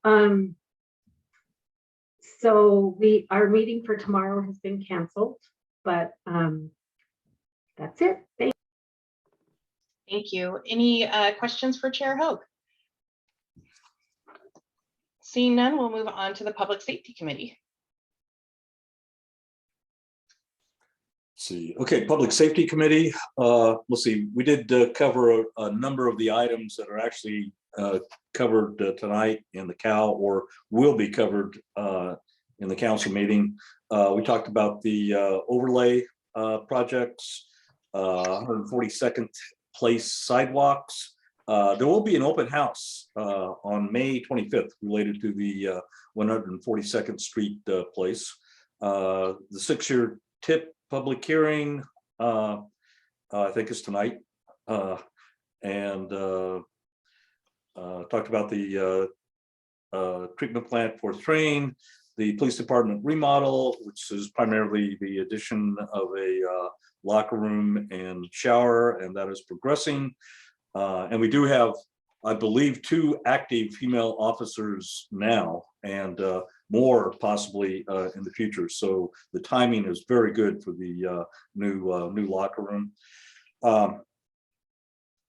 Let's see, as far as the wastewater treatment plant, the wastewater treatment office remodel, there were some structural deficiencies found in that building related to earthquake safety. So there's going to be some additional costs related to some footings and buttresses that are needed related to earthquake safety. But those are obviously a safety necessity. Also talked about 3rd Avenue grants and final plans for Rio Vista, 65 Degrees, and Sunset Court. And I think that was about it. Great, thank you. Are there any questions for Chair Schaefer? Councilmember Naplin? Do we know about when to expect final plat for, I think you named 3 different developments?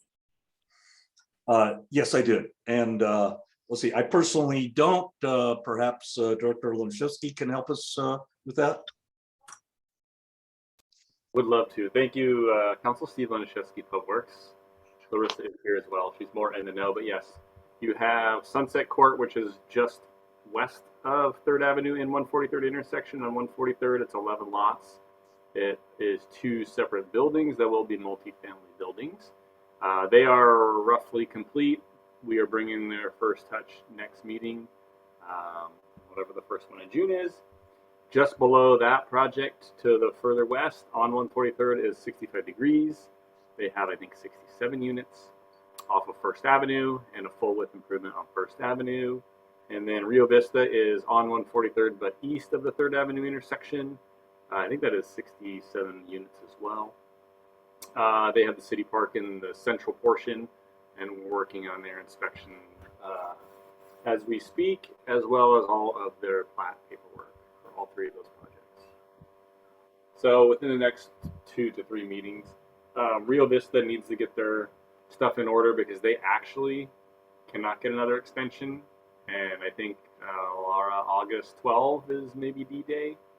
So they have to finish. Thank you, Steve. All right. Next up is Public Works Committee.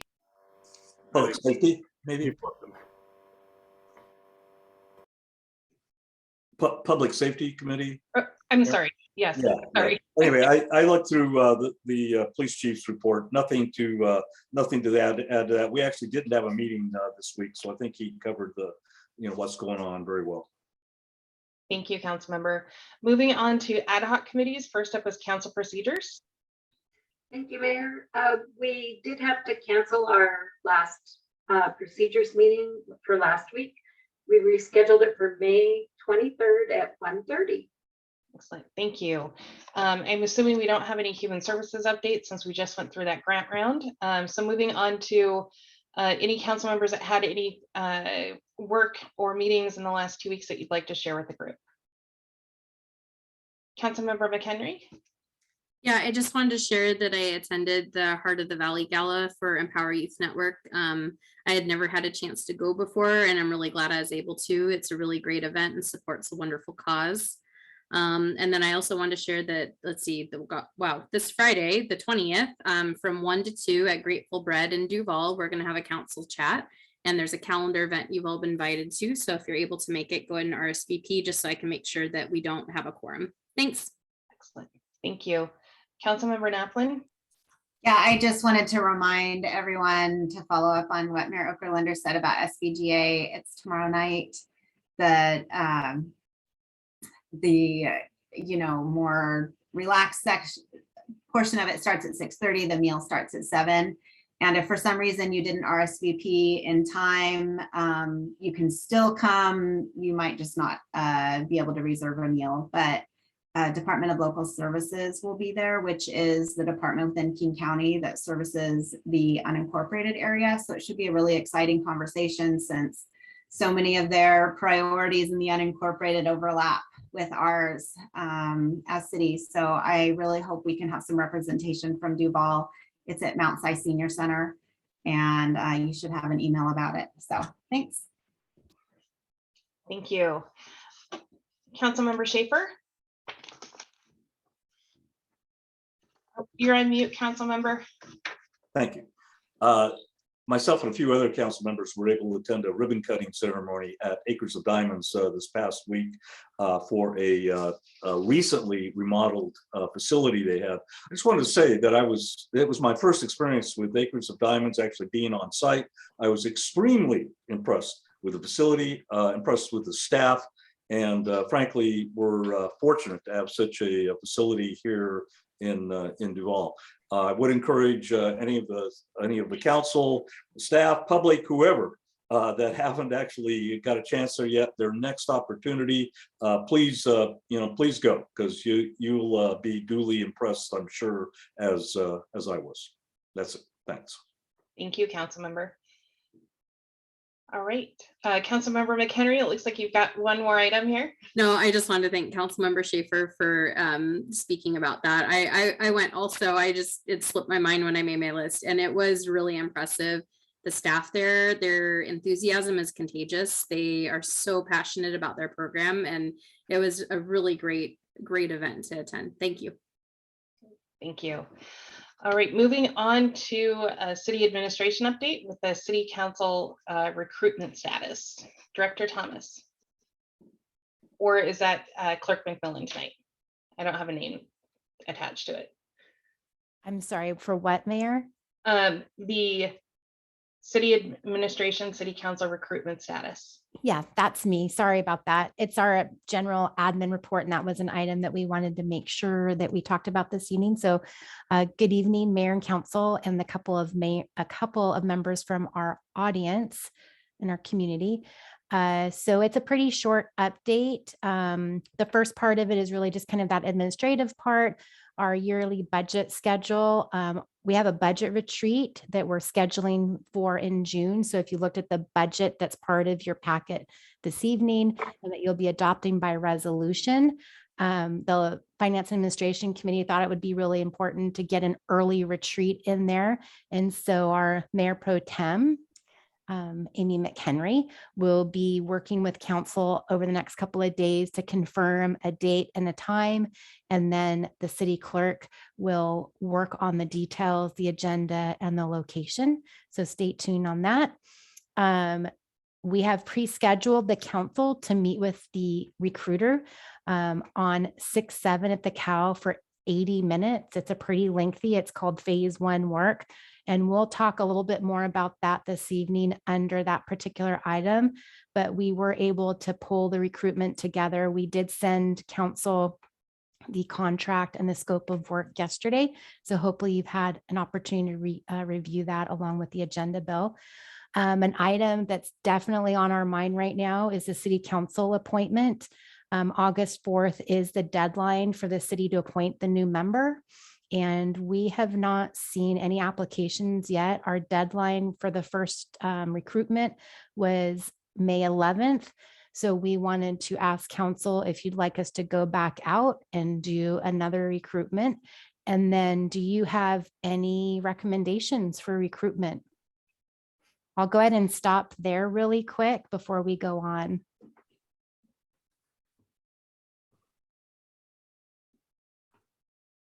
Mayor Pro Tem McHenry. Yeah, thanks. I guess I have a few recommendations in mind. Just some past people that have, reached out before or applied before, that it would be good to reach out and remind about the opportunity. Also, I was looking at the timeline proposed.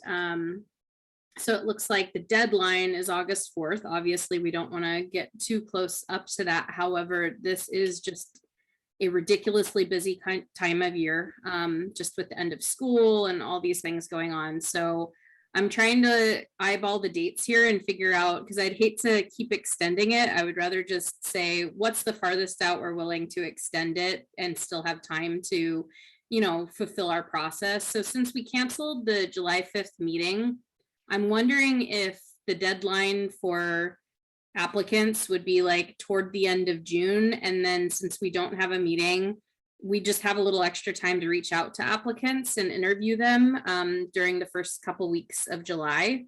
And then it looks like we would still have enough meetings for plenty of time, even if we had more than 3 applicants. I wonder what other people think. Thanks. Councilmember Schaefer. Let's see, first of all, related to Councilmember McHenry's suggestion, yeah, I'm all in favor of extending that out and just doing it now instead of extending out, every couple of weeks or whatever. I think that makes good sense. I'm a little surprised, frankly, that we haven't gotten any applicants. I personally reached out to a couple of people, but obviously they're either not interested or still thinking about it, one or the other. And I'm definitely in favor of, like I say, extending this, as far as we practically can. And perhaps we, the council, can beat the bushes a little bit harder in the meantime. Thank you, Councilmember. Does anyone disagree with Mayor Pro Tem McHenry's suggestion? Councilmember Hoag? I'm not sure if I disagree, but I'm just worried that if we go too late in June, that we might have to have a special meeting in July, I guess, is an option, but I just don't know that we could get it done in one meeting. Council could schedule special meetings specifically for the purpose of reviewing applicants as well. Mayor Pro Tem McHenry? I guess I was thinking that if you know, if the deadline is the end of June at some point, or maybe even, I know this seems late, but July 1st, because it's a Friday and maybe that just makes sense. So we have a meeting on July 19th. So if there were more than 3 applicants, we would narrow them down, or yeah, we would narrow them down at the July 19th meeting. And then we would need to appoint someone by the 2nd. But I'm trying to think here, if that, you know, if that's uncomfortable, maybe we make the deadline. I don't know, it's tough because we're missing that meeting, because I almost think June 21st as the first meeting to take it on and narrow it down if there's more than 3 is too soon. So anyways, but I mean, whatever the group wants to do, I'll be good with.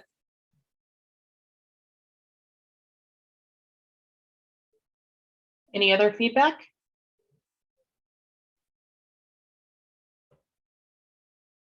Not See hearing Rick's any. hand up. Oh, I'm sorry, Councilmember Isaacson. Oh, Councilmember Schaefer, I think he forgot to put it down before. Oh, yeah, I did. Thanks. So I'm hearing one concern, but no objections. So unless I hear something now, we'll take Mayor Pro Tem's suggestion as our direction moving forward to get that reposted and go from there. Thank you. Thank you. Back to you, Mayor. Director Thomas. Thank you. So now we're just going to go over some of the departmental updates. So the clerk's office, and honestly, this is a huge kudos to our city clerk. She stood out in the rain on a Friday to give out COVID tests, and she gave out 347. So I would say applause all the way around for her on that. Thank you, council, and thank you, clerk. It was phenomenal turnout. We've our new city hall phone auto attendant main line is ready to record. Staff continue to resolve phone issues. The good news is, even though we're seeing some issues, we've resolved a ton of issues that we've had over the last several years. And again, that has a lot to do with our city clerk and being efficient and staying on top of it. So again, thank you, clerk. Most of the Chamber of Commerce items that have been stored for a while at the, down at our building have been removed. So that just helps us move towards, getting it painted and getting it reopened up and working with our partners on the use moving forward. So we're really excited about that. And we're very thankful that the Chamber was able to do that during a really busy time of year. We have a couple of other groups that'll be getting out a couple of items too, but it's looking really good. For community development, we have our first installment of data due this week for the housing needs assessment. I would estimate that it was about 10 hours, maybe a little bit more of work. We're still on track for our OpenGov launch on June 20th. And as part of that, we'll be doing a testing for the first week with one developer just to make sure we have all the kinks out of it so that we don't put a ton of people into the system that might get frustrated. And we'll have them do it both online, and then we'll also have them come in and utilize the kiosk that we are having installed by IT in the permit center. So we're super excited. We're getting really close on that. I think that it was Councilmember Schaefer that said we have a community meeting for 142nd Street. Again, that's being hosted by Planning Commission, and that's on 5/25. I'm hoping that we'll be able to do it, without any interruptions, given kind of what's going on with COVID. Just to let you know, I will be out of the office for about 3 weeks on vacation and out of country. And so Troy will be taking on tasks for the planning department, and our building official will also be providing assistance. And then of course, Public Works, we are one team. Our assistant planner this week, starting tomorrow, is attending the APA National Conference, which is being held virtually. And then I wanted to give a couple minutes to Director Laniszewski for on-call contracts. This is a really big lift, and they've done a ton of work over the last couple months on this item. Thank you, Laura Thomas. Steve Laniszewski, Public Works. Let's see, paving. We will talk about that later tonight, but that is out for bid. So we hope to close that on May 31st. You all may or may not have seen the Osprey yet. We're learning to live with the Osprey, and that takes extra work. So that's something that's new to us. And then briefly on the on-calls, the call was made public, so wasn't rostered or anything like that, so went full request. We are deficient in a few applicants for architecture review for planning, environmental review for planning. Public Works does piggyback off of those a little bit for operational needs for architect as well as environmental. No responses for hearings examiner. So we're probably going to have to extend 3 contracts that we do use, since we are going to have to re-advertise and try to re-solicit for additional folks. We are working out of our office on facilitating all of the new on-call contracts and have some meetings. Ben's been setting those up for this week and next to try to finalize the negotiation of all those contracts and then get them in the packet ASAP. We have till the end of June to sunset on all the other contracts. So I don't know that the 3 will happen mostly for community development's behalf, but we're working on those and have been working with legal on that. Also putting together bid package paperwork for, as Councilmember Schaefer said, the police station. We'll be hosting that plan for the remodel of one holding cell to be converted into the female locker room. At the same time, we'll put in the call for painting the entire interior, not just the locker room per the budget, as well as the flooring. So we'll try to kill a bunch of birds with one stone. There is quite a background situation we have to manage for that project. So not only do you have to be the low qualified bidder, we have to have people qualified to be able to participate in and enter the police station. So we're working on some terminologies to cover our bases on that. And yeah, lots going on. Thank you. Thank you, Director Laniszewski. And we're almost wrapped up, Mayor. And so the police was going to obviously provide a department update today, but it is in your packet.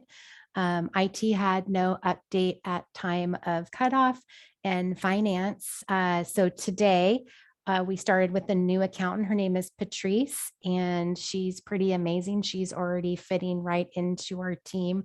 We're really excited about that. Financial statements are due at the end of May and are in progress. That's a really big lift for the finance department in April and May. And then the payroll module will kick off this week. So lots of progress. That's part of our OpenGov implementation. I don't have any other items, but if there are any questions for myself or directors, we can answer those. Great. Councilmember Napland. Yeah, I just had a question about the 142nd community meeting. I think that was a really important aspect of this project that council wanted to see happen. And I'm just curious how we plan to engage with the residents there in that neighborhood to ensure they are aware of the meeting. I don't know if sometimes they have, when really it impacts one specific community so heavily, if there could be an on-site availability to come to their clubhouse and virtually attend. I don't know. I'm just kind of brainstorming. I do worry just knowing how few people come to, our other meetings that it might be a barrier for people to come down to, to a planning commission. I know it's hosted by planning, but commission. Anyway, I'm just talking out loud, just really wanting to make sure that the community members in that area are engaged and feel involved and able to give feedback. Laura, is that one a hybrid meeting for in-person? It is a hybrid meeting, and we did a pretty large mailing. We had about 300 parcels within that mailing. So we drug a really nice circle around the project area. So that's something that we haven't done before. Usually it was a smaller area. And that's one of our items that we're talking about at Land Use Committee. And then we've also been putting it through social media. I think I think if we don't see a lot of participation within that neighborhood, I would look, maybe to talk with Public Works and see if we can do an alternative engagement where maybe we could do, a quick meeting, like you said, at a clubhouse or something. Yeah, and we will work. I'll talk to Ben. I don't know if he's going to come back, but we can talk about how we approach that. It's really unfortunate. They lost their property manager over the last 8 months, and she was key in not only helping facilitate getting surveys done with all of her, all their tenants, but very much a pro project. So the new person is there and working with us, just not as robustly. So whether we have to do handouts, Acela was able to convert everything into Spanish, so we have dual language. But I'll double check if we're gonna knock and talk, put more flyers out, or again, offer to meet up there at the clubhouse. I don't see issues with that. It's just we really lost an advocate, not only for the project but for the neighborhood. So Thank you. I really appreciate that. And I know it's not just council's priority. I know you care as well as staff to want to engage that community. So thank you. I appreciate it. Any other questions for Director Laniszewski or Director Thomas? Seeing none, we will go ahead and move on to special proclamations or presentations. I have 2 proclamations this evening that I'll quickly read into the record. The first one is for Pride Month 2022. And in your packet, our clerk even added some lovely colors to it, so it's spiced it up a little bit, which is nice. So thank you for that, Sarah. So whereas lesbian, gay, bisexual, transgender, and queer Pride Month is observed annually across the country as a jubilant celebration of equality and liberty, in a time to recall the uprising at the Stonewall Inn in June 1969 and the trials the LGBTQ+ community has overcome. And whereas for all our progress, there are still states in our nation in which LGBTQ+ individuals lack protections for fundamental rights and dignity. And the city of Duvall wishes to reaffirm its commitment to standing in solidarity with LGBTQ+ individuals in their ongoing struggle for justice. And whereas LGBTQ+ rights are human rights, and the city of Duvall values inclusivity, equality, and freedom for all people and denounces discrimination in all forms. And whereas the city of Duvall wishes to recognize the valuable contributions of the LGBTQ+ individuals who have always been and continue to be a part of the diverse tapestry of people living and working together in our community. And whereas by joining other cities in the Puget Sound region celebrating the Pride Month, the city of Duvall brings visibility to the many LGBTQ+ individuals who are fighting to live freely and authentically, and expresses acceptance and support. Now, therefore, I, Amy Okerlander, Mayor of the City of Duvall, Washington, do hereby proclaim June 2022 as Lesbian, Gay, Bisexual, Transgender, and Queer Pride Month. I call upon the people of the City of Duvall to recognize the achievements of the LGBTQ+ community, to celebrate the great diversity of our city, and to wave flags of pride high. May we all be inspired to accept nothing less than full equality for all people. Second proclamation is for Safe Boating and Paddling Week. First of all, I think we may have him on the phone or on the line. This was brought to us by a member of our community who's also a member of the U.S. Coast Guard Auxiliary, Mr. Rick Myers. So thank you again, Rick, for bringing this proclamation forward for us to sign on to and present this evening. Whereas the city of Duvall is bounded by the shoreline of the Snoqualmie River, and whereas a large number of Duvall's residents of all ages engage in recreational boating and paddling, and whereas on average 650 people die each year in boating related accidents in the US, with the vast majority of those accidents caused by human error and poor judgment, and not by the boat, equipment, or environmental factors.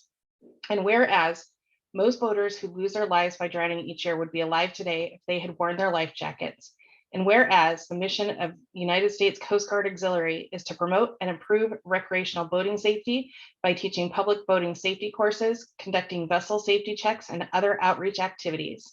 Now, therefore, I, Amy Okerlander, Mayor of the City of Duvall, Washington, do hereby proclaim May 21st to May 27th, 2022 as Safe Boating and Paddling Week, and encourage Duvall's residents to dedicate themselves to learning about and practicing safe boating, including wearing life jackets. Mr. Myers, did you want to speak this evening? I see you are unmuted. Clerk, could you please elevate him to a panelist? Be able to speak. Oh, I'm now maybe unmuted. Correct. I needed to double unmute. Good evening, Mayor and council members. Thank you so much for your support of the proclamation of Safe Boating and Paddling Week. My name is Rick Myers. I am a member of the United States Coast Guard Auxiliary, also a Duvall resident. And the Coast Guard Auxiliary is the volunteer civilian segment of the Coast Guard. And the majority of our efforts are aimed at promoting recreational boating safety. And so we're working to build collaborative relationships with all local city law enforcement and emergency response agencies so that we can help the public learn how to be safer on the water. We provide boating education classes, courtesy vessel safety checks, for all types of boats, including paddlecraft. We can provide other kinds of educational and outreach activities in tandem with other agencies serving Duvall and the surrounding communities. And so we in the auxiliary are looking forward to working with you to have a summer, ideally without a single tragedy on the Snoqualmie or any other waterway. I would like to try to redouble our efforts to promote life jacket wearing, eliminate boating under the influence, and prepare and educate boaters and paddlers to enjoy our local waters safely. Thank you. Thank you, Mr. Myers, and thank you again for coming tonight and bringing this forward. One side note as well is thank you for including paddlers in the proclamation. Paddleboarding has become extraordinarily popular, and I can't tell you how many times I see people on the river without life jackets. Just absolutely terrifying. So thank you for including that as well, and thank you for being here tonight. Thank you. All Mayor, right. sorry, Oh, can I say yeah, something? Councilmember. Okay. First of all, I'd like to thank the Coast Guard Auxiliary for everything they've done. I've had personal experience with them with my getting my own boat inspected by them, safety inspected. And I know my fishing club and other fishing clubs around the Puget Sound area take advantage of that. That in and of itself does save lives. The Coast Guard itself, out on patrol in the Puget Sound, I've had some very positive experiences with them. As frankly as they've stopped me and made sure that I had all the necessary safety equipment. But again, they save lives. So thanks to the auxiliary and the Coast Guard in general. Thank you, Councilmember.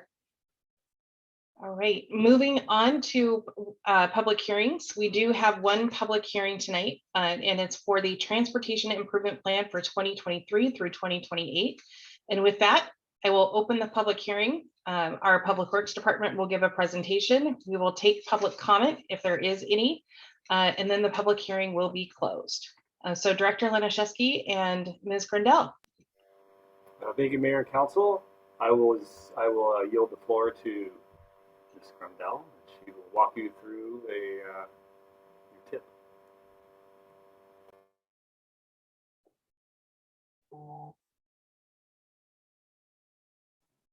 Okay, now that I found my mute button, good evening, Mayor and Council, and everyone that has joined us from the public. I guess I could put this in presentation mode. That may help. Maybe not. So we are here to do our public hearing for our 6-year Transportation Improvement Program project list. We're going to talk briefly about the requirements, the list that we have, any changes to the list that have happened over the last year, and kind of show that. And if there's a summary table as well that's in the packet in the staff report, and the general schedule that we've been following to get this tip adopted. So we are required by the state to annually adopt a 6-year tip project list. Projects presented are supported by our transportation element of the City Comprehensive Plan and our Transportation Comprehensive Plan. The project list also identifies the city's top priority projects. They're not in order of importance, but we do look for priorities for grant funding opportunities. If there's a need base, that elevates a project in a priority and onto the list, and coordination with other projects such as water main projects, sewer projects, storm projects, sidewalk improvements, things like that. So there's one of 3 snapshots of the project list for this year, also included in your packet. I'll just go through them really quick.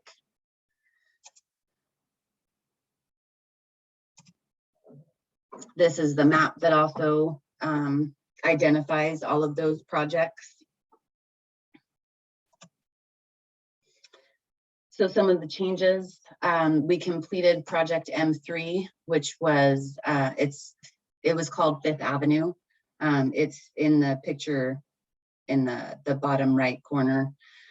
And that was completed by the Ridge at Big Rock Phase 3 and Phase 4.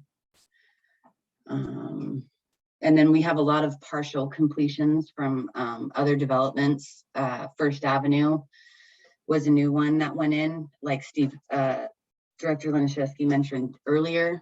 65 Degrees installed that. And then there's been partial improvements up the Northeast 143rd Place corridor, doing some widening on street parking and sidewalks for frontage improvements. And those projects will not be removed until they're 100% complete. This is a summary table that we have put together in order to track the roadway lane miles that we add to the city, sidewalk that we add, path or trails that we add, and then bike lane and feet, and then their associated project and development or city project that put them in. So this is the schedule that we've been working on. We did go to Planning Commission, mentioned we talked to Public Works Committee. We were here last month for an introduction at City Council, and now we're here doing the public hearing. And that's all I have.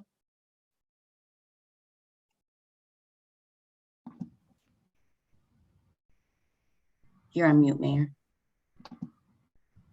Thank you. I muted it so I could sneeze. So, Clerk, do we have any public testimony that was submitted via email or mail?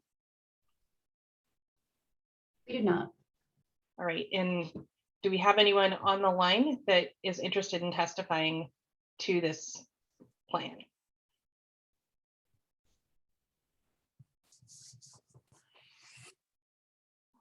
Right. Not seeing any hands go up. So with that, the public hearing is now closed. And we'll move on to unfinished business. And I do want to note the time for folks. We're at 7:48 right now with a list of 10 items to go. So if we can make sure, I just request that folks keep their comments to the agenda bill, what the question that's being asked in the agenda bill, and questions you need answered to support the agenda bill if we're moving it forward this evening, so that we can keep this meeting going and not keep staff here too late. Councilmember Isaacson, you have your hand up. Yes, Mayor, I was just curious. I saw in the packet for the tip there, could we make a motion tonight to approve it tonight, or we want to wait till next week? You can once we get to it.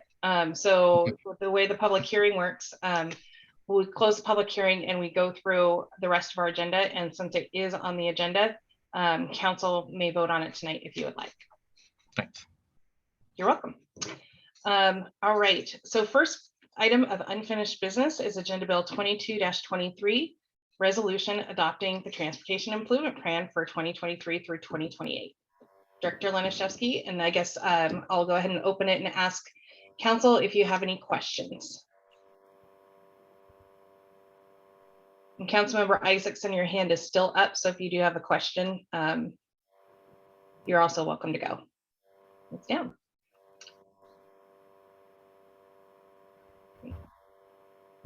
All right, I'm not seeing any questions from council. Is council ready to move this forward this evening? All right, I'm seeing some head nods, so I'd be more than happy to entertain a motion. Councilmember Isaacson. Recommend City Council move to approve resolution for the 2023-2028 6-year transportation improvement program project list. Second, Schaefer. All right, it's been moved by Councilmember Isaacson and seconded by Councilmember Schaefer to approve Agenda Bill 22-23, resolution adopting transportation improvement plan for 2023 to 2028. Any further discussion? Seeing none, all those in favor, please say aye. Aye. Aye. Right. All those opposed, please say no. Motion passes. Moving on to Agenda Bill 22-34, resolution temporarily waiving facility rental and stage use fees for a decision. And this actually should be Clerk McMillan with this item. Okay, so before you tonight is a revised resolution. You all looked at it at the last council meeting. It temporarily waives for the rest of the year facility rental and stage use fees and deposits.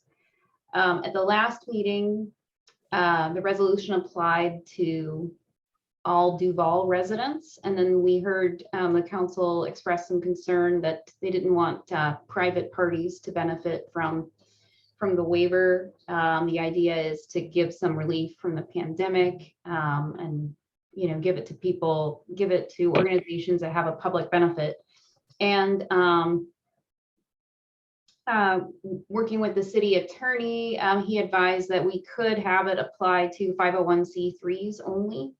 And it's fairly easy for 501c3s to prove their status as 501c3s. And so the resolution was modified to have it apply only to 501c3s, which I had hoped addressed council's concern about giving a benefit to private individuals.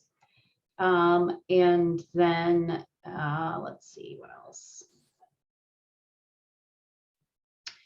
So yeah, so other concerns the council had were about waiving deposits. You know, what if there was damage to the facility or something like that? And talking with the city attorney, he said, and also looking at our facility rental policies, and people are responsible for cleaning after themselves. And if there is any damage, they are liable for that damage. So I felt like, you know, that was probably okay. And we got some input from council members Hogue and Napland,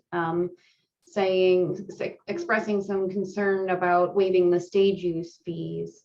But I just left it as is for all of you to talk about that, whether or not you want to do that. So this is just a small gesture to the, you know, to the nonprofit community, giving them a break on their fees and encouraging events to take place in the city, you know, during this COVID, well, hopefully the COVID recovery year. So that, I think that is all I have for the item.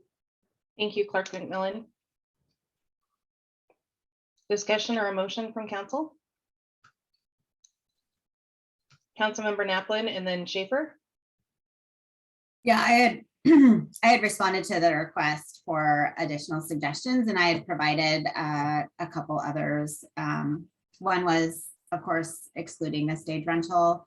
And if that wasn't amenable, I thought, you know, maybe only waive the fees for stage rentals that occur during regular staff hours. So we wouldn't need overtime or weekend time or evening time.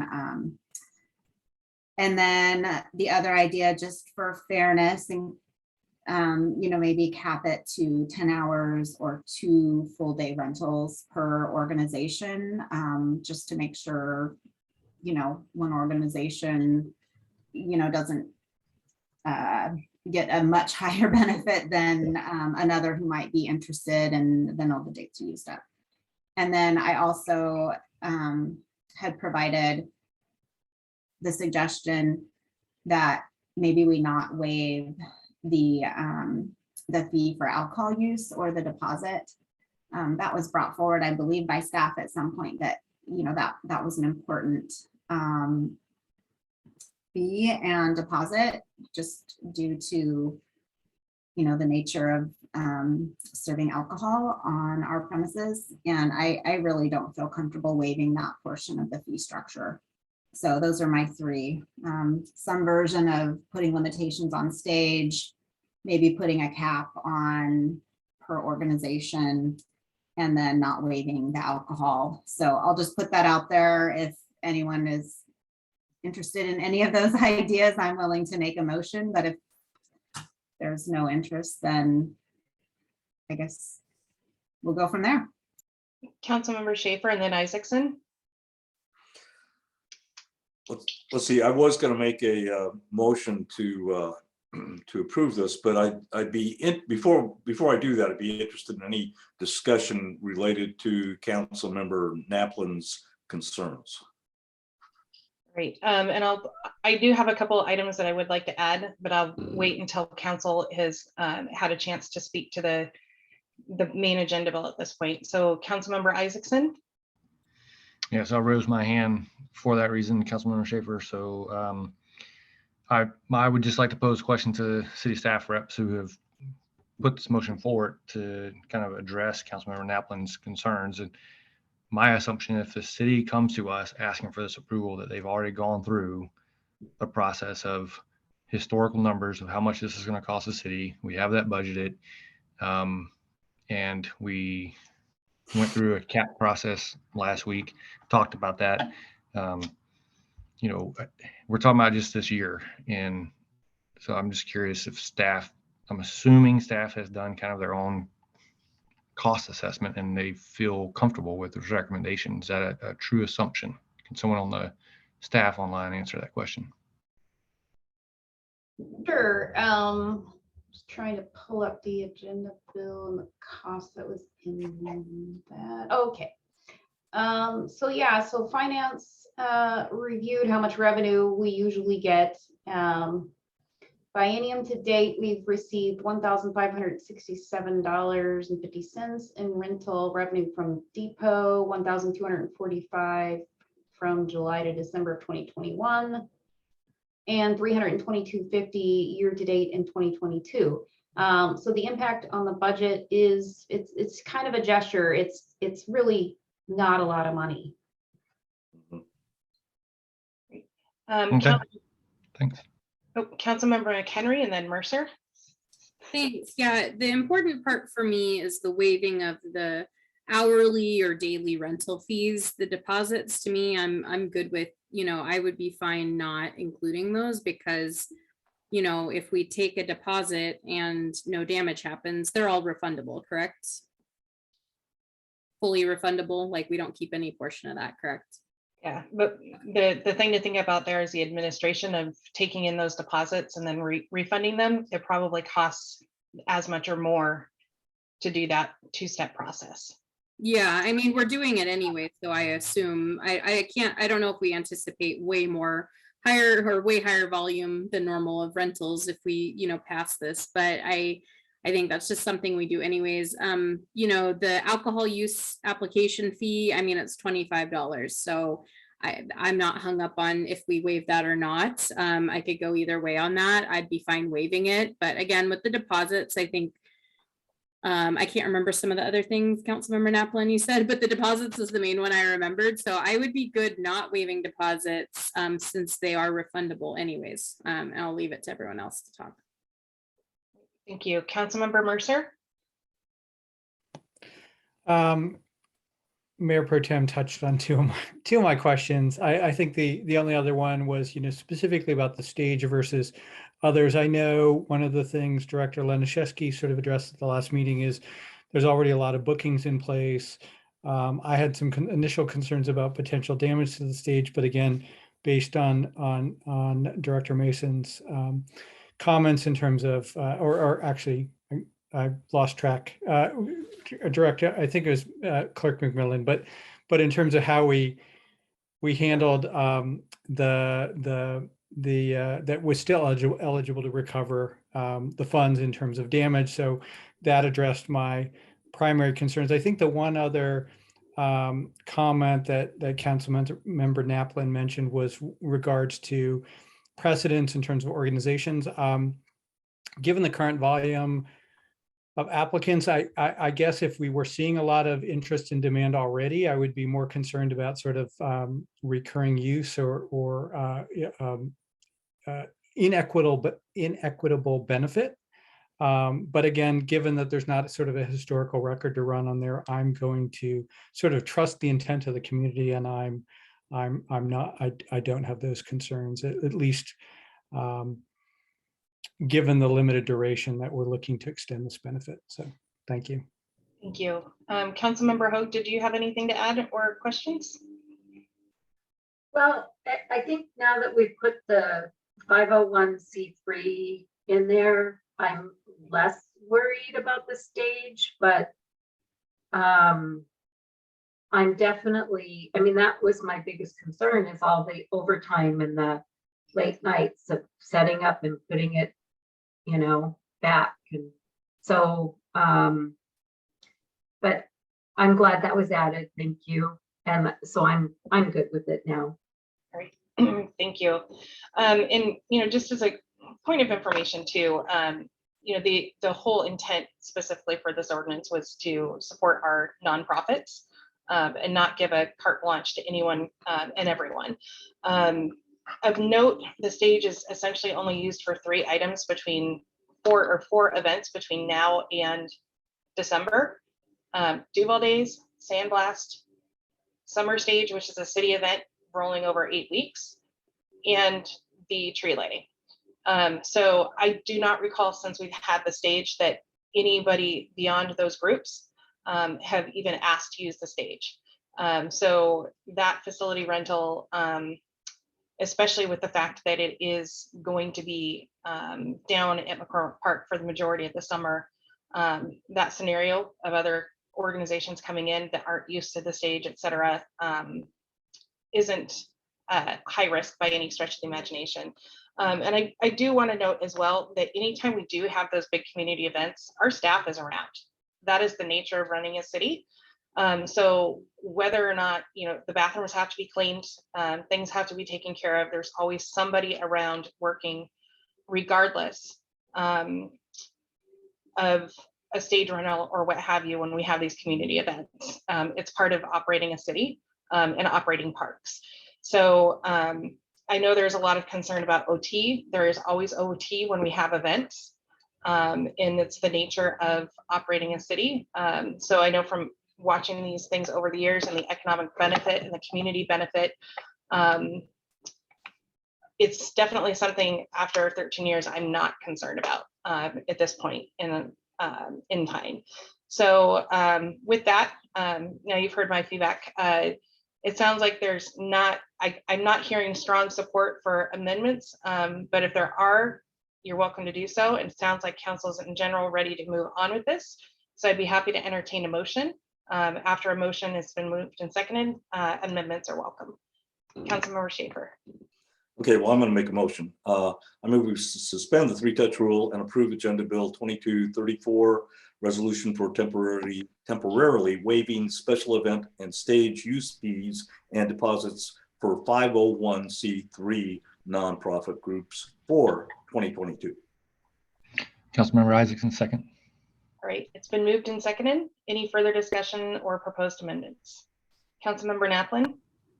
Yeah, I mean, I'm generally in support of this. I think just the unknown, if we knew it was what is typical, then I'd be 100% for it. I think there's just the unknown of if this will spur excessive amounts of use beyond what's typical and cost staff time. So I guess I don't know if this would need an amendment or not, but if there could be a report back to council of how this is being utilized, you know, maybe periodically in the administrative report, maybe at the end of the year, just, you know, so we can celebrate the gift we gave to the community of doing this, you know, maybe the hours or how much it was utilized. I just think that would be important information.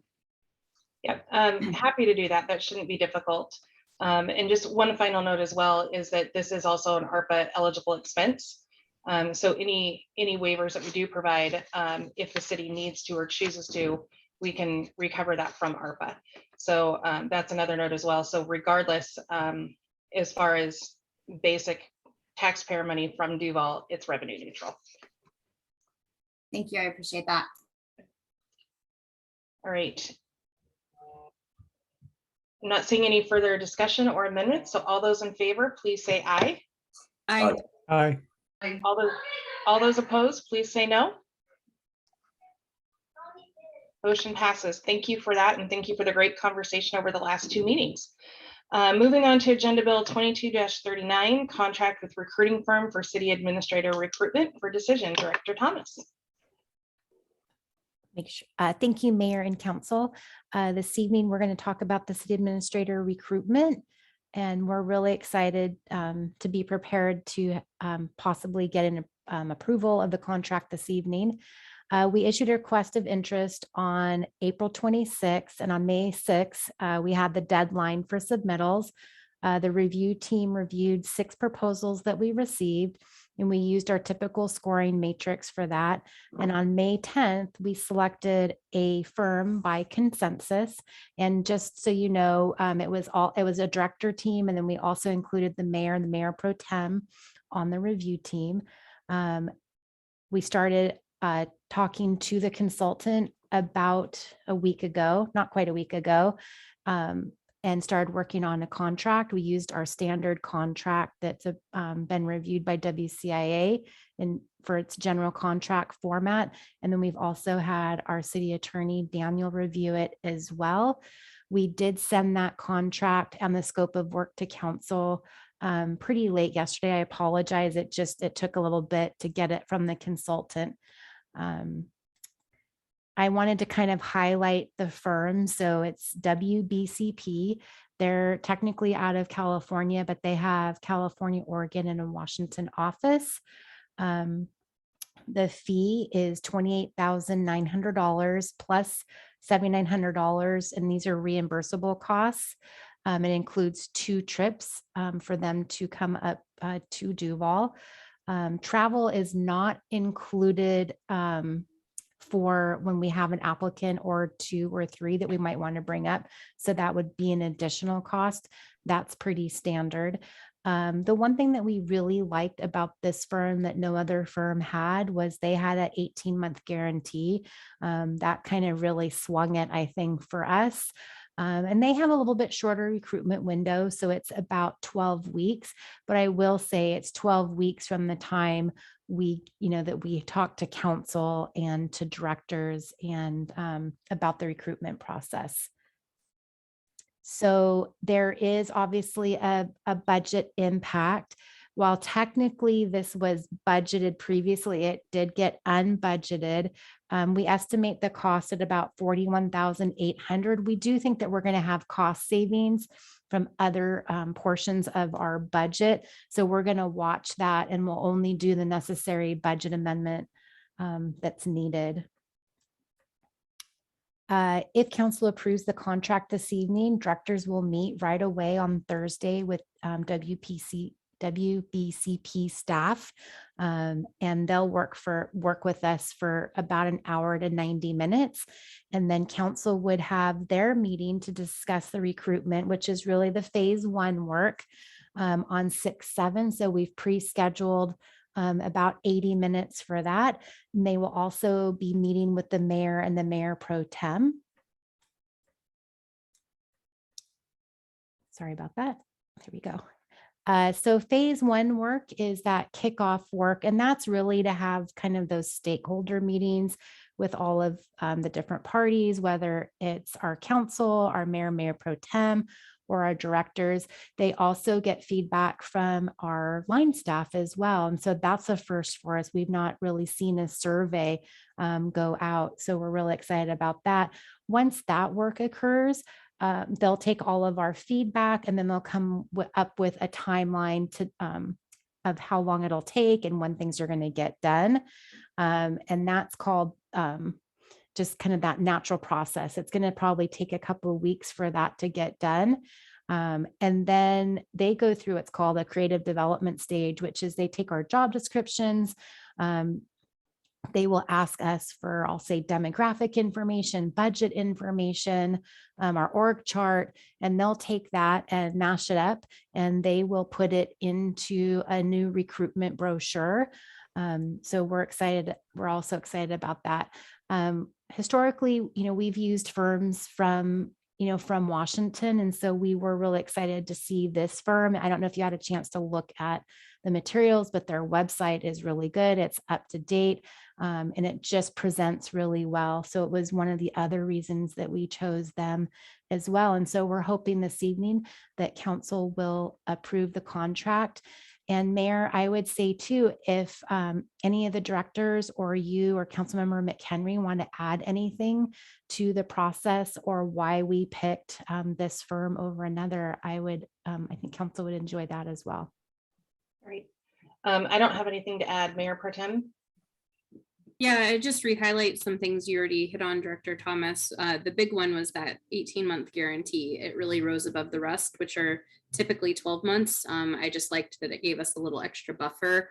Let's see, with this one, I mean, they were all great, potentials, but this one just rose to the top a bit more. And I would say that I liked how unprompted they just mentioned community several times. They seem to understand that the community itself is a stakeholder, and I look forward to hearing, how they work that into their process. Thank you. Councilmember Isaacson, you have your hand up? Yeah, I just want to make sure I'm not oversimplifying this, but so we're looking at this bill is specifically to hire a firm to recruit to hire one person, a city administrator. Is that correct? Yes. And it's pretty standard contract. This is very, very common. I know you're new, so it's very common for the high level positions that you hire a recruiting firm, especially in this market. I understand. And if for some reason, since this is 18-month guarantee, if they get it done sooner, do we still pay the $41,800, or is it done at that point early? So go ahead, Director Thomas. So the recruitment timeline is about 12 weeks. The 18 months is essentially what they call a guarantee. And so from the time we appoint somebody, we have 18 months to figure out if we're a fit. And if we're not, then they will re-recruit for us for free. We'll have to do some, like travel, some minor costs, but they'll go back through that process with us. And it's more standard for the 12 months. Okay, thank you. Appreciate it, Laura. Thank you, Councilmember Isaacson. Any other questions? Not seeing any. Would council like to make a motion? Councilmember Schaefer? Yeah, I move we suspend the three-touch rule and approve Agenda Bill 2239, City Administrator Recruitment Contract with WBCP, Inc. Second, McHenry.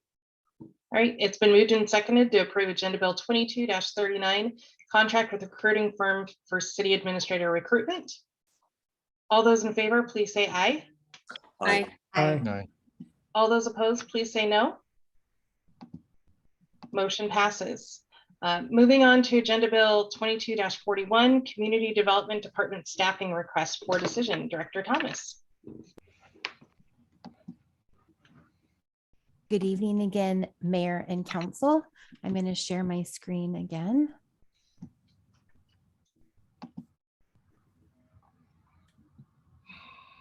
So we, at our last meeting, we talked about the assistant planner, and we talked in general about the community development department and staffing needs.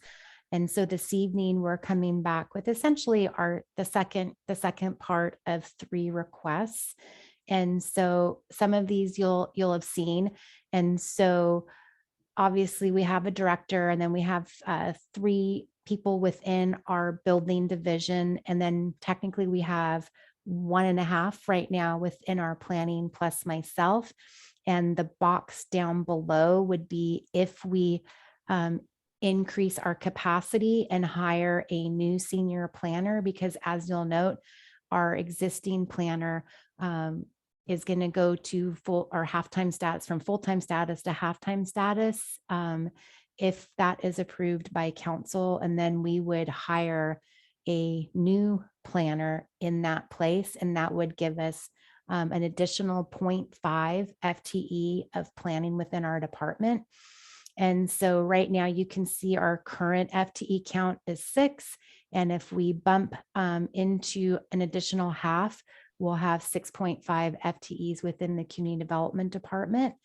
You saw this in your last presentation, and this is just kind of how our work flows.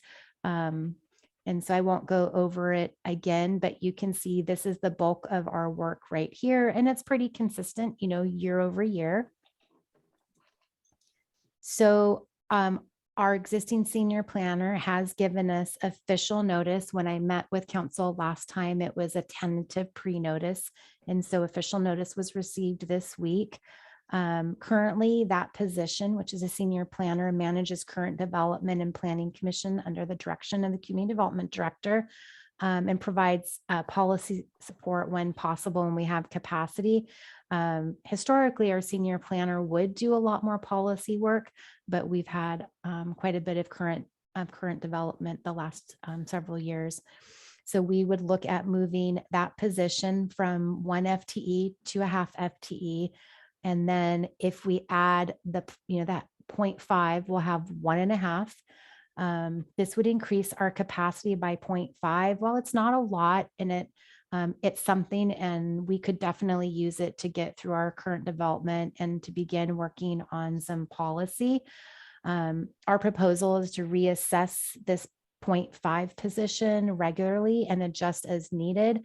And we're recommending that we budget through the end of 2023 with check-ins every 6 months. Obviously, there is going to be a budget impact. And so that's always going to happen if you increase your FTE count. And our finance director was very helpful for me during her busy time to provide some of this assistance. And so in 2022, the increased impact would be $12,000 on the general fund. And then in 2023, it would be a just over $69,000 increase to our general fund. We did assume step 4 as an estimate. We're not really sure where we are in the market. And so we just put it, pretty much right in the middle. This is going to be an upcoming request, so I won't go over it too much, but we talked a little bit about it last time, and this will come forward the end of June or beginning of July. And that's just a request for a planning manager position to kickstart our comp plan and all the long range planning that we have over the next 3 years. So why are we doing this? We're just struggling. We've talked about this to meet our deadlines. And we have definitely increased inspections, permits, and amendments to permits, which has been unusual. And then just, those workflows, a council member asked, so when do we think those 3 developments are going to come in for final plat? I wish I had a funnel that metered everything through. I think a lot of us do, because it would be helpful. But, we probably really are looking at getting a pretty hefty load of building permits in within about 3 weeks, because the park out at Walden/Big Rock Ridge is pretty close to being done. And so is the number 2. And I talked with Toll Brothers today, and they would likely bring 25 permits in a week for between 4 and 8 weeks. So that's like 100 plus, although they can't bring in 200 because they don't have that many. But so they were kind of joking, but kind of not. They have a lot of pre-sold. We have put a lot of long range planning to the side. And honestly, it's been really challenging for us at staff. We know there's a lot of policy work that we need to do. The land use committee is very aware, and we have discussions on, the need for getting policy updated as well. We we really do need to start engaging and scoping our 2024 comp plan update. So one really good piece of news is that we do have until the end of 2024 in December versus before it was June. So we got a 6-month reprieval and some more good news. And I shared that with council in email. We're going to get a little bit more money than we thought. And there's also some additional money out there if you do some housing work or climate action change work. So the legislature has definitely put a lot larger effort. We're also just kickstarted the housing needs assessment. We're just finishing up phase 1 of that, which is, I call it the information dump. We still need to finish up the shoreline master plan, and we're going to pick that up, assuming capacity in June. And then we have out there the Parks, Trails, and Open Space Plan. And I know that's really important to the mayor and to council and to our community. So we'd really like to get that going in this next budget cycle as well. That will really be a tandem project really between Public Works and Planning, along with a lot of our other long range work. And then there's just small policy pieces that we need to work on. As you're aware, when Director Laniszewski talked, we saw a real lack of consultant supply for planning work. And so that's a red flag for us as well. There's just a lack of capacity. And so we're going to have to go out and seek services for some of our planning needs. Again, it's a total increased capacity is a 0.5 will bring us up to a 1.5. I'm going to go ahead and stop the share of this presentation, and I can take mayor and council questions.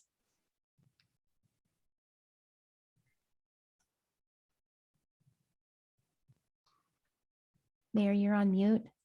No. Did it again. This time my son came in. Sorry about that, guys. We had Councilmember Isaacson and then Schaefer.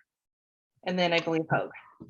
Yeah, Laura, it may just be my interpretation of the presentation, but in the org chart where you had the FTEs listed, my interpretation is that is Steve Laniszewski stepping down to 0.5 FTE and we need to hire someone else to absorb that, or is his other half going somewhere else? I'm trying not to giggle about Steve Laniszewski dropping down to 0.5. He might volunteer, so be careful what we say.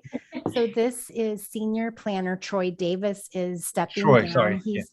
He's going to grad school and is moving out of state. So his work would be, to complete some current development projects and to work on some of the long range planning that he has started. And that would be all remote work.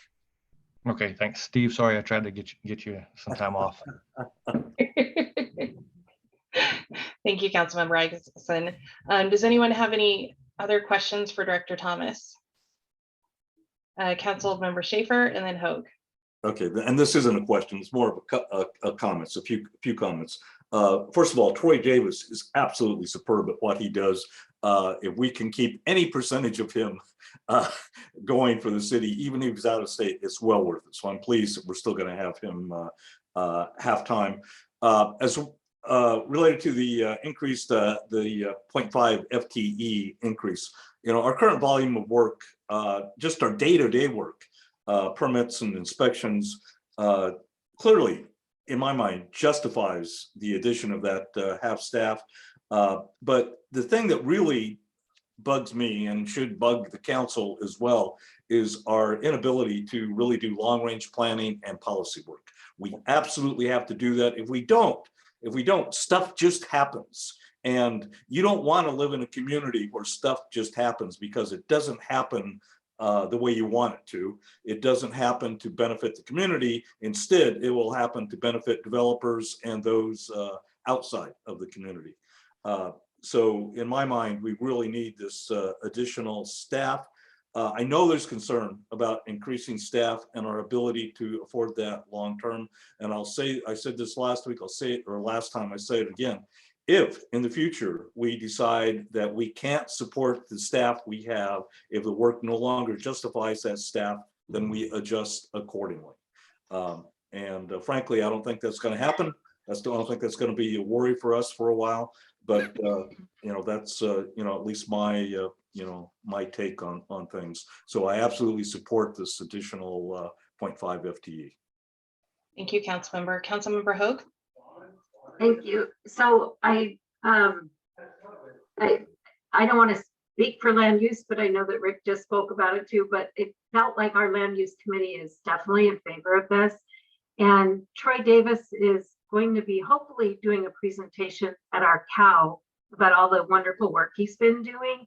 And I just hope that we can keep him on as long as we'll need this policy work done, you know, as a half. Because the work he's doing is amazing. So thank you. I did have one more thing. I had a question. Is there a timeline when he's? So thank you. So he will be taking about 3 or 4 weeks of vacation to transition to his new home state. And so we'll go senior planner list for a little bit, and then he'll restart work the week that he starts grad school. So about the 3rd week of August. So we will have we'll have a gap. I do just want to clarify that most of his work is going to be to finish up current development projects that he started. And then as we get those off the table, then we'll start to put that use on the items that he's already working on for long range planning, then with the hope of being able to do more. I will say, when you hire somebody, that there's like a year, sometimes a year and a half of training. And so we're going to lose a little bit at first to gain kind of down the road in a year. Thank you. Councilmember Naplin? Yeah, I'm just curious when you expect to post the job opening. If council approves it this evening, and I'm not going to be presumptuous, we will put the recruitment out next Tuesday. And then we'll do a 4-week recruitment. One of our challenges, besides me being out for 3 weeks, is that we're going through the OpenGov kickoff for our department. And so we have to dedicate 2 weeks of our department, all hands on deck, to work through OpenGov if there's any kinks, because we're going to do a week testing phase with our development community. And then a couple of council members and the mayor might get an invite to submit I'll just say a pretend permit, just so that we can see how it works on the community side as well. So it's a little bit challenging, having staffing changes and then just a big kickoff, but we're still going to get out there. We're going to recruit it. We'll recruit it as hard as we can. We know that the job market is not necessarily in our favor. It's more of an employee market, but we're going to do the best we can. And come, maybe end of June, not really quite end of June, but maybe the 3rd week of June, if we're not successfully recruiting, I will come back and have a conversation with council and maybe discuss maybe some what we can do to be more recruitable. Thank you. Thank you. Any other questions, or is council ready to move forward with this item?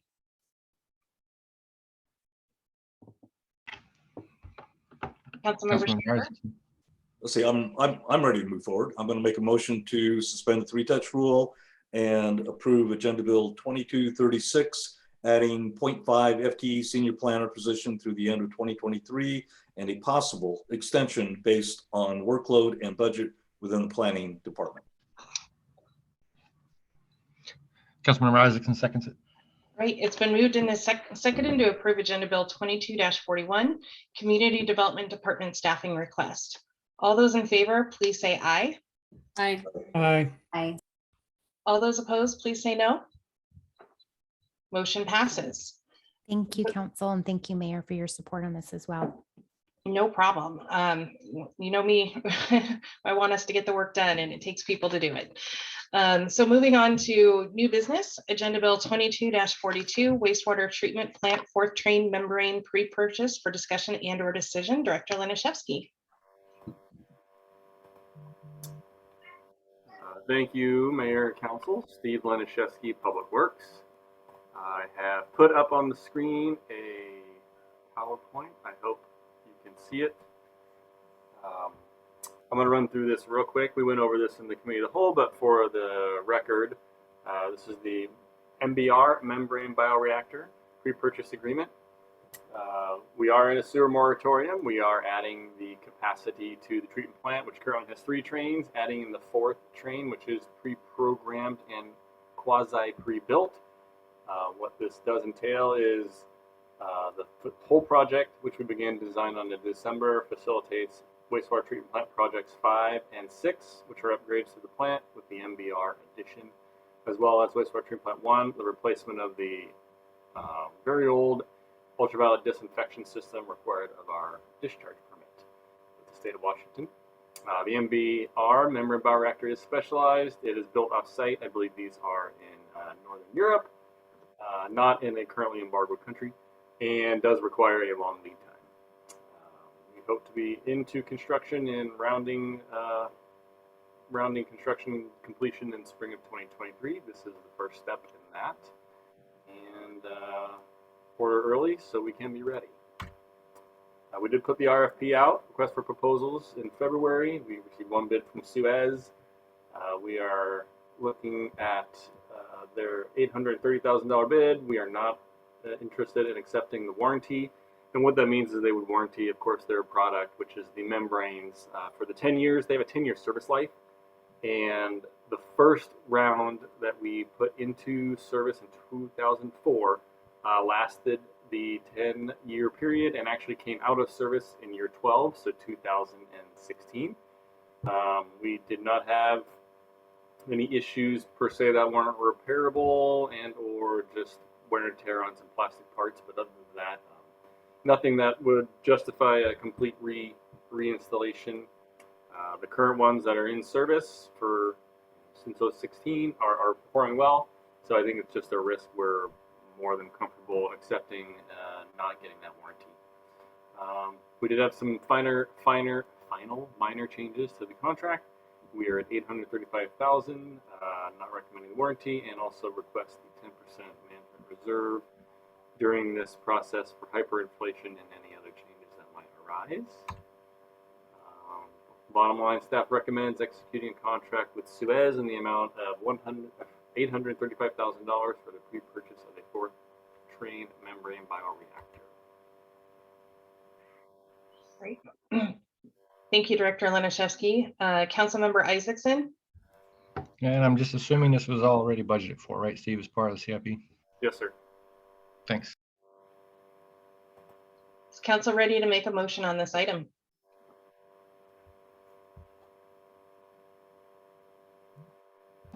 Councilmember Isaacson is. Stand by. I gotta pull up the thing. The verbiage. So I can read it correctly. I move to approve Agenda Bill 2242, authorizing the mayor to execute a contract with Suez in the amount of $835,000 for the pre-purchase of the 4th train member bioreactor as presented in the contract documents and to include a 10% management reserve if needed. Second, Henry.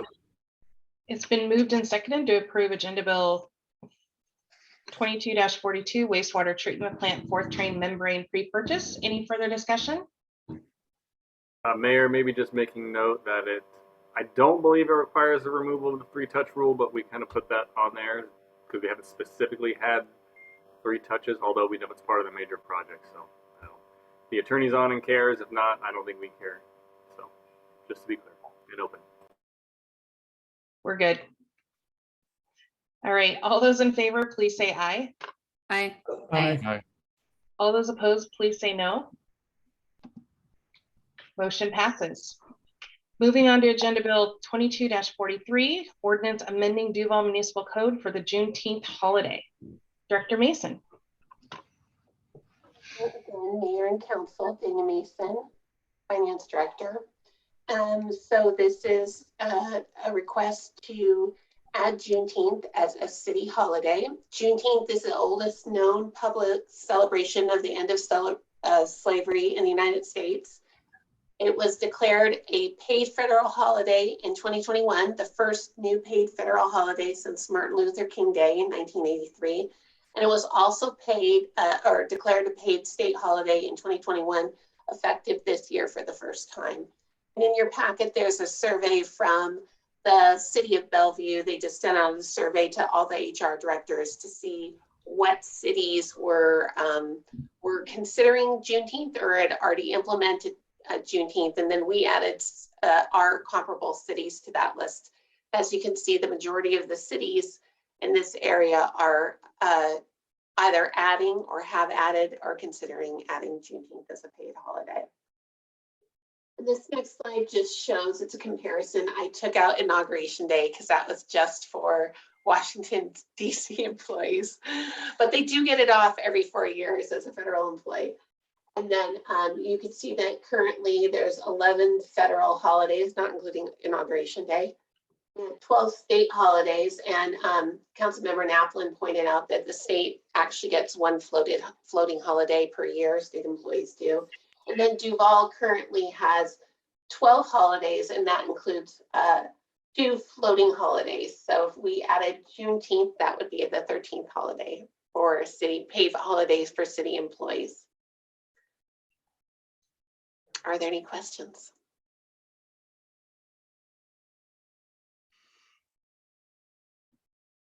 Councilmember Naplin. I only had one comment, and it's sort of a technicality, and I'm in favor of celebrating this holiday. I think the only thing is when we talk about the cost to our city is there really is a full day of lost productivity, and that does have a dollar value. And I'm not saying that that outweighs whether we should do this or not, but I do think it's important to recognize that there is a cost to the city and loss of productivity of a full day's work. And so anyway, when we talk about it, I feel like that's important to recognize. Thank you, Councilmember Naplin. Councilmember Schaefer. Yeah, I just wanted to say, I think, you know, in these days of where, you know, on a daily basis, we see hate crimes occur. Many or maybe all of those are racially motivated one way or another. I think it's important for us as a city to stand up and show that that's not what Duvall is about, quite the opposite, in fact. And by adding this as a holiday for our employees, I think that's an important statement to make, show that we do indeed celebrate this and the equality of everyone. Thank you, Councilmember Schaefer. I'm not hearing any objections. Would council like to move forward with this evening? Councilmember Schaefer? Yeah, I don't know if we need to suspend the 3-touch rule or not, but if so, I move we suspend the 3-touch rule, and I move that we approve. Sorry, let me get it up here. I move approve Agenda Bill 2243, approving the amendment to Duvall Municipal Code, Chapter 4.12.010 holidays, adding Juneteenth as an official paid city holiday. Second. Right. It's been moved and seconded to approve Agenda Bill 22-43, ordinance amending Duvall Municipal Code for the Juneteenth holiday. Any further discussion? Seeing none, all those in favor, please say aye. Aye. Aye. All those opposed, please say no. Motion passes. And I want to thank everyone deeply from the bottom of my heart for the support on this. I think it especially as we had in our country multiple hate crimes over the weekend alone. This is a huge issue we have in our country. And while this holiday is acknowledging the end of slavery, we all know that the discrimination and abuse of people of color, particularly Black people, has continued on for generations. And it wasn't all that long ago that Black people were given the right to vote in our country and treated equally. And we're still overcoming the wrongs that were put in place policy-wise at the end of slavery. And this is very important to members of our community, and I think to many within our country, and it's really, really important. And just thank you so much for moving this forward tonight. Next up is Agenda Bill 22-44, an ordinance amending code for benefits for limited term employees for discussion and/or decision. Director Mason. Well, good evening again, Council. We discussed this briefly at the CAL. This was for the limited term employees, right? Yes. Okay. So as we discussed at the CAL, I'll just share my screen and share these slides one more time. The city hires two types of temporary employees: seasonal employees and interns, and then intern employees who are hired for a specific period of time due to an increase in workload, to take on projects, or to cover someone else. Currently, code or Duvall Municipal Code is not clear on when temporary employees should receive benefits that are provided to regular employees, such as vacation, holiday pay, and medical benefits. So the recommendation is to create two types of temporary employees: short-term and long-term, or limited term. Short-term employees would not receive the benefits of regular employees, and those are employees that would work for the city on a temporary basis for up to 6 consecutive months. Limited term employees would work for 7 consecutive months or more, and they would be eligible for the benefits of regular city employees. All right. Councilmember Isaacson, your hand's up, or was it still up? No, I was not up still from last time, Mayor. I apologize. I've done that about 4 times tonight. That's And okay. I apologize to the entire council for not making the CAL earlier, but and this is my math in my engineering head. That says 6 months, and then it says 7 months. So what about between 6 and 7 months? 6 months, 2 days, 6 months, 5 days. Is it when you move over from 6 to 1? Is that where you move into limited? Or Yeah. and I know I'm cutting fingers here, but Sorry, the start of the 7th month, you would be considered so if there was you were a short-term employee working consecutively for the city for 6 months, then you would start receiving employees benefits at the start of the 7th month. Okay, However, thanks. but if you are hired for a period of more than 6 months, so 7 months or more, then you would start receiving benefits right off the bat, like a regular employee. Thank you. Appreciate it. Are there any questions or further discussion on this item? Would council like to move this forward this evening? And if so, I'd be happy to entertain a motion. I move to approve Agenda Bill 22-44, approving the amendment to Duvall Municipal Code Chapter 4.12.010, providing clarification and criteria for short-term and limited-term temporary employees. Second, Schaefer. Right. It's been moved and seconded to approve Agenda Bill 22-44, ordinance amending code for benefits for limited term employees. Any further discussion? Seeing none, all those in favor, please say aye. Aye. Aye. All those opposed, please say no. Motion passes. Moving on to Agenda Bill 22-45, ordinance implementing pay increase for non-union employee promotions for discussion and decision. Director Mason. Hello again, Council and Mayor. So the city's recent salary study highlighted issues with the city's current salary study or salary tables, such as inequitable step increases throughout positions and compression issues between pay grades. For example, some pay grades might receive a 1.9% step in between or increase in between steps, and then some might receive up to a 13.5% step in between steps, or increase in between steps. Duvall Municipal Code 4.10.20 or 020 pay plan administration limits pay increases stemming from a promotion, the next highest step in the pay grade of the new position. Because of this, someone taking on additional responsibilities might only receive a few extra cents in additional pay for taking on those responsibilities.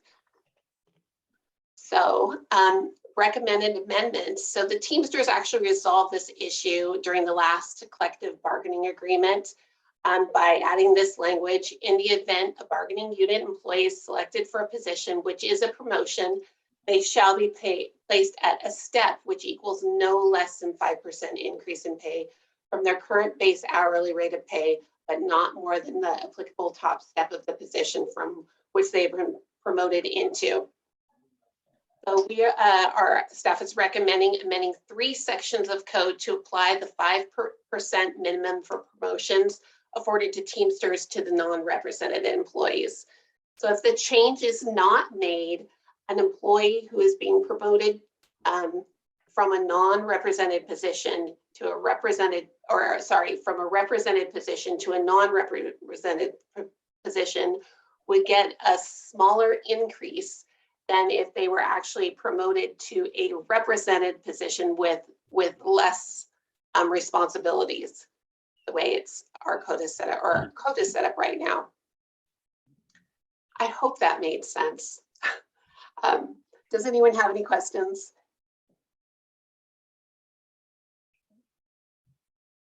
I'm not seeing any questions. Is council ready to move this forward this evening?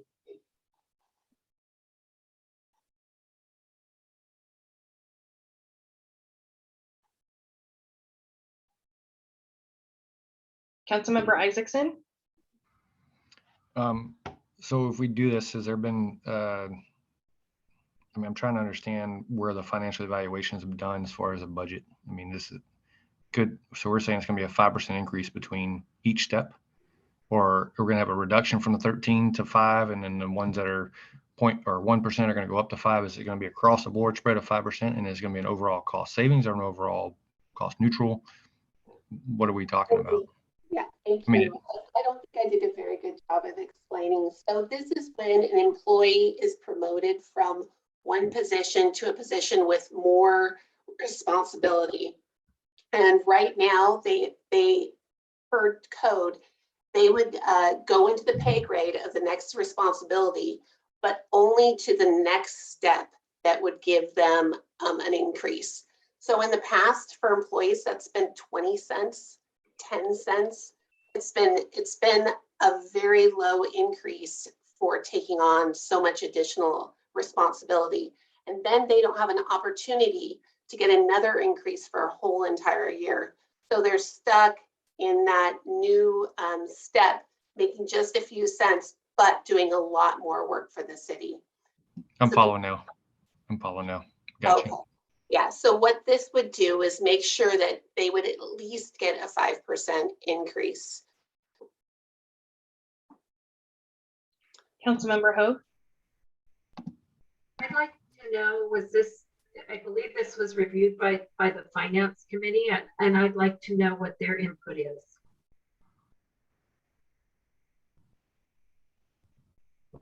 I'm happy to share. Councilmember Naplin? So, it was the first I'd seen of it. And so I, didn't want to knee jerk,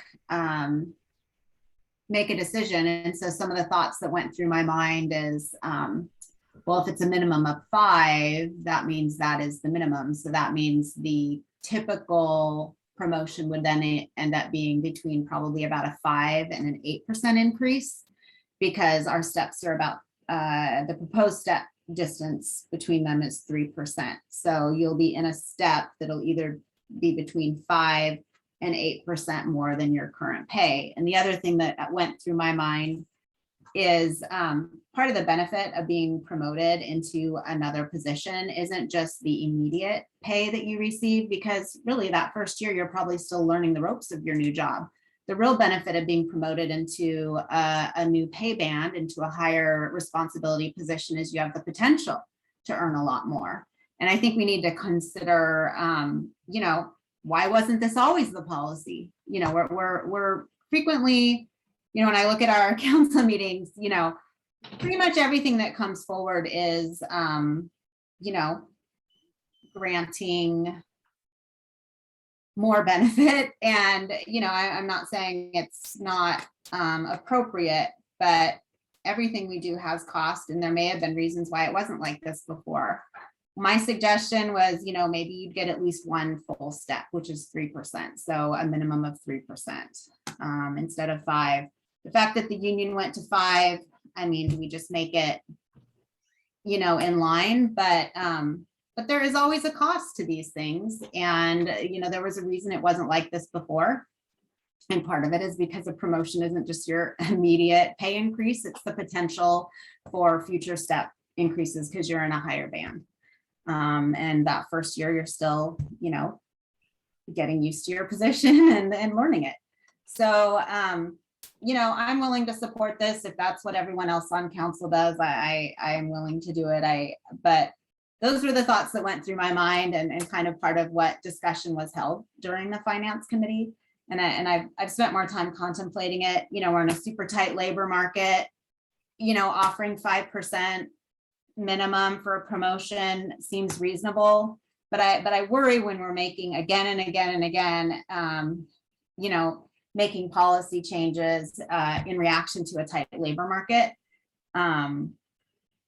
These are permanent changes unless we changed them back, which typically you don't remove benefit, you're always adding more. So that's what went on in my head, and thanks for asking. Thank you.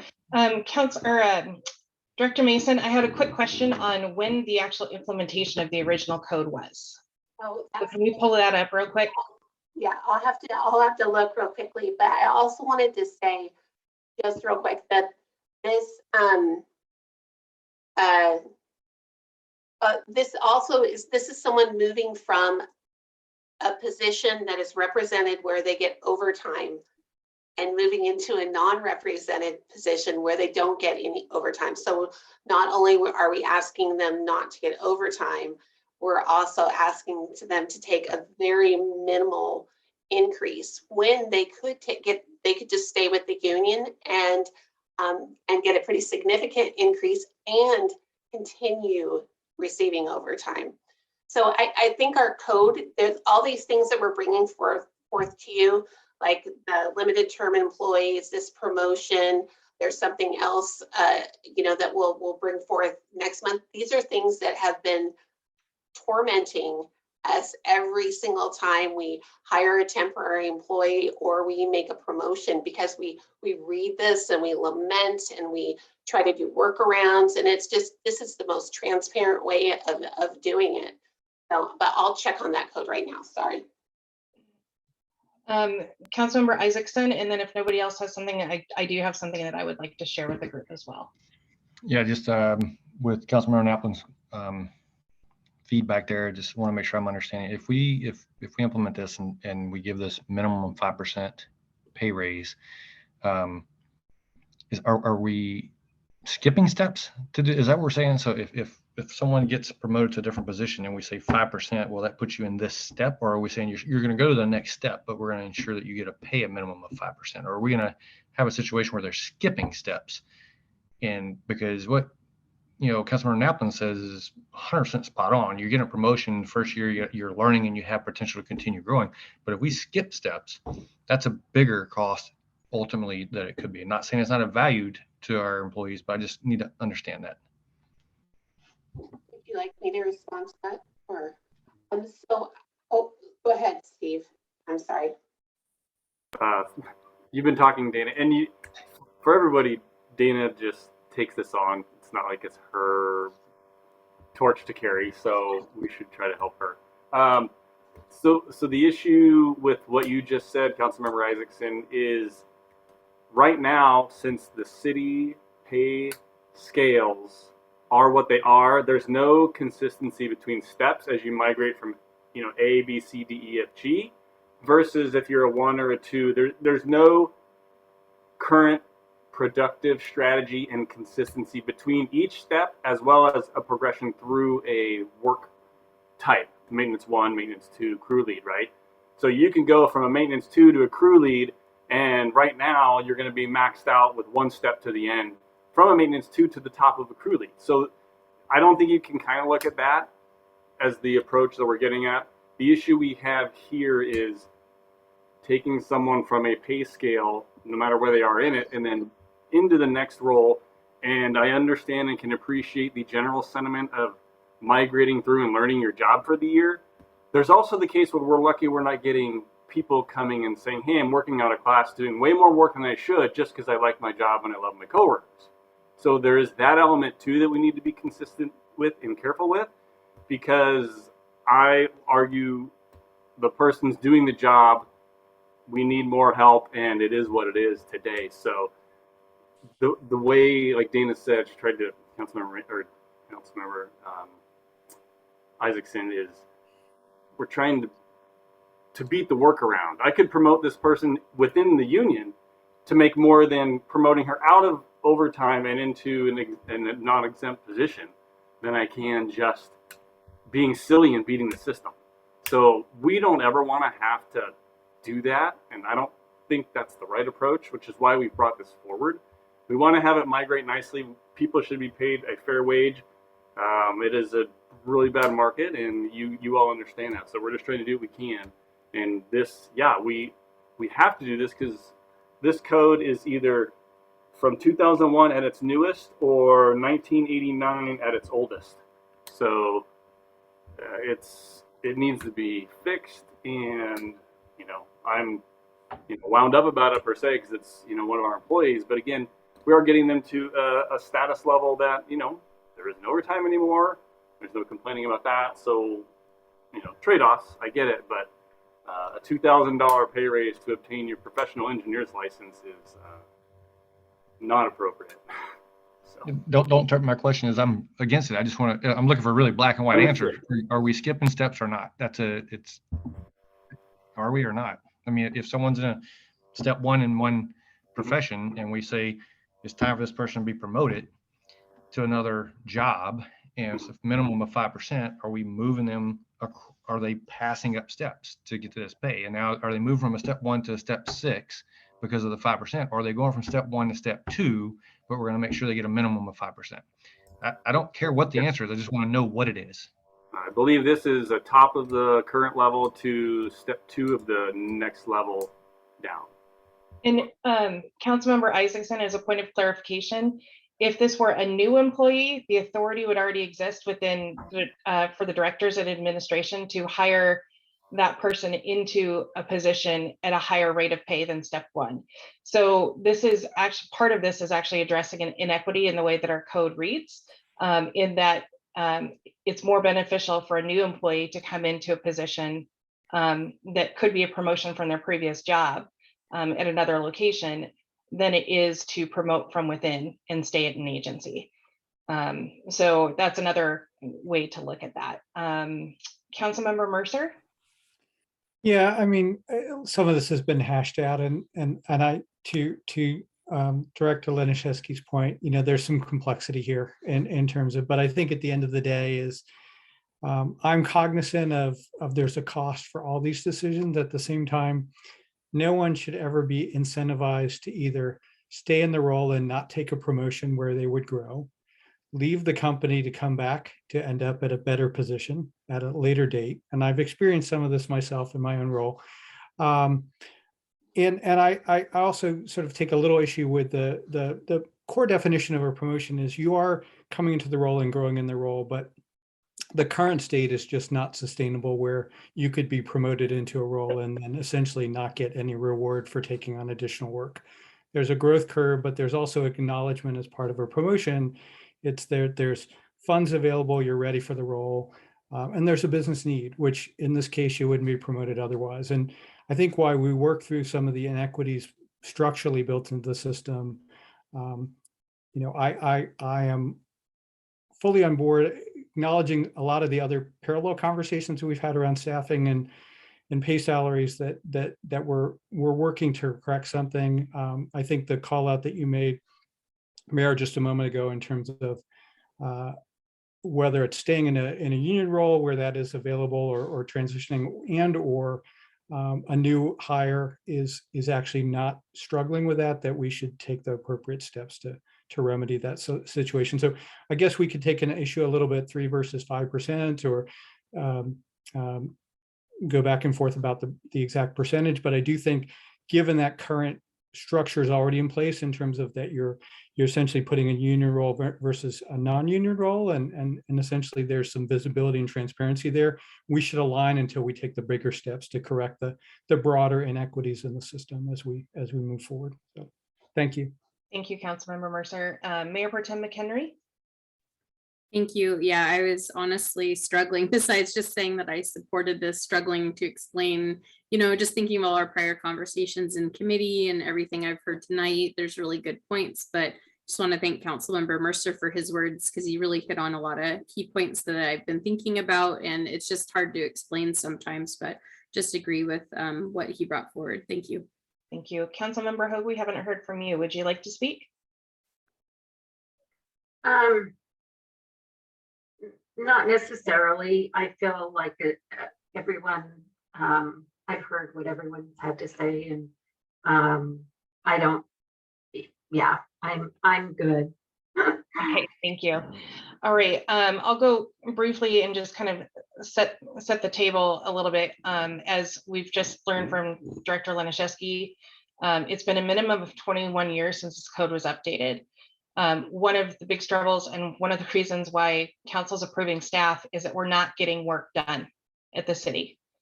What has been neglected for over 20 years is our code, especially when it comes to personnel. I want to give Director Mason huge kudos for all of the things that she's identified in her short tenure here, and her ability to go outside of her role as finance director and take on these challenging HR policy issues, identify appropriate solutions and bring them forward for council approval.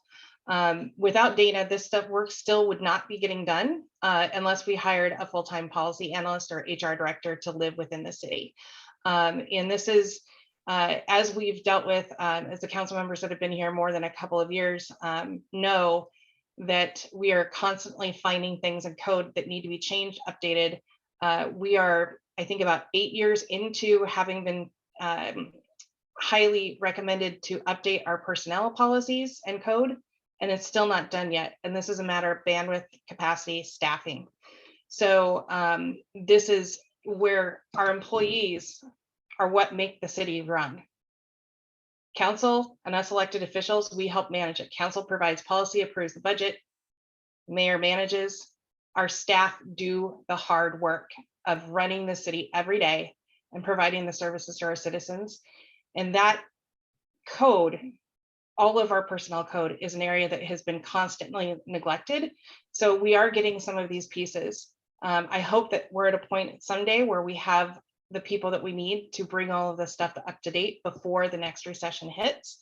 But in the meantime, this is important work that needs to be done to make sure that we have equality and stability within our workforce, and that we are responding to conditions to an extent. This was a change that needs to be made, whether there's a tight labor market or not. And at the heart of it, it's our people. And when we have, especially when we have good people, we need to have policies in place that facilitate their retention and their support and their growth and development within the city. So thank you for that. Are there any other questions from council, or is council ready to move forward with this this evening? Because it does sound like there's quite a bit of support.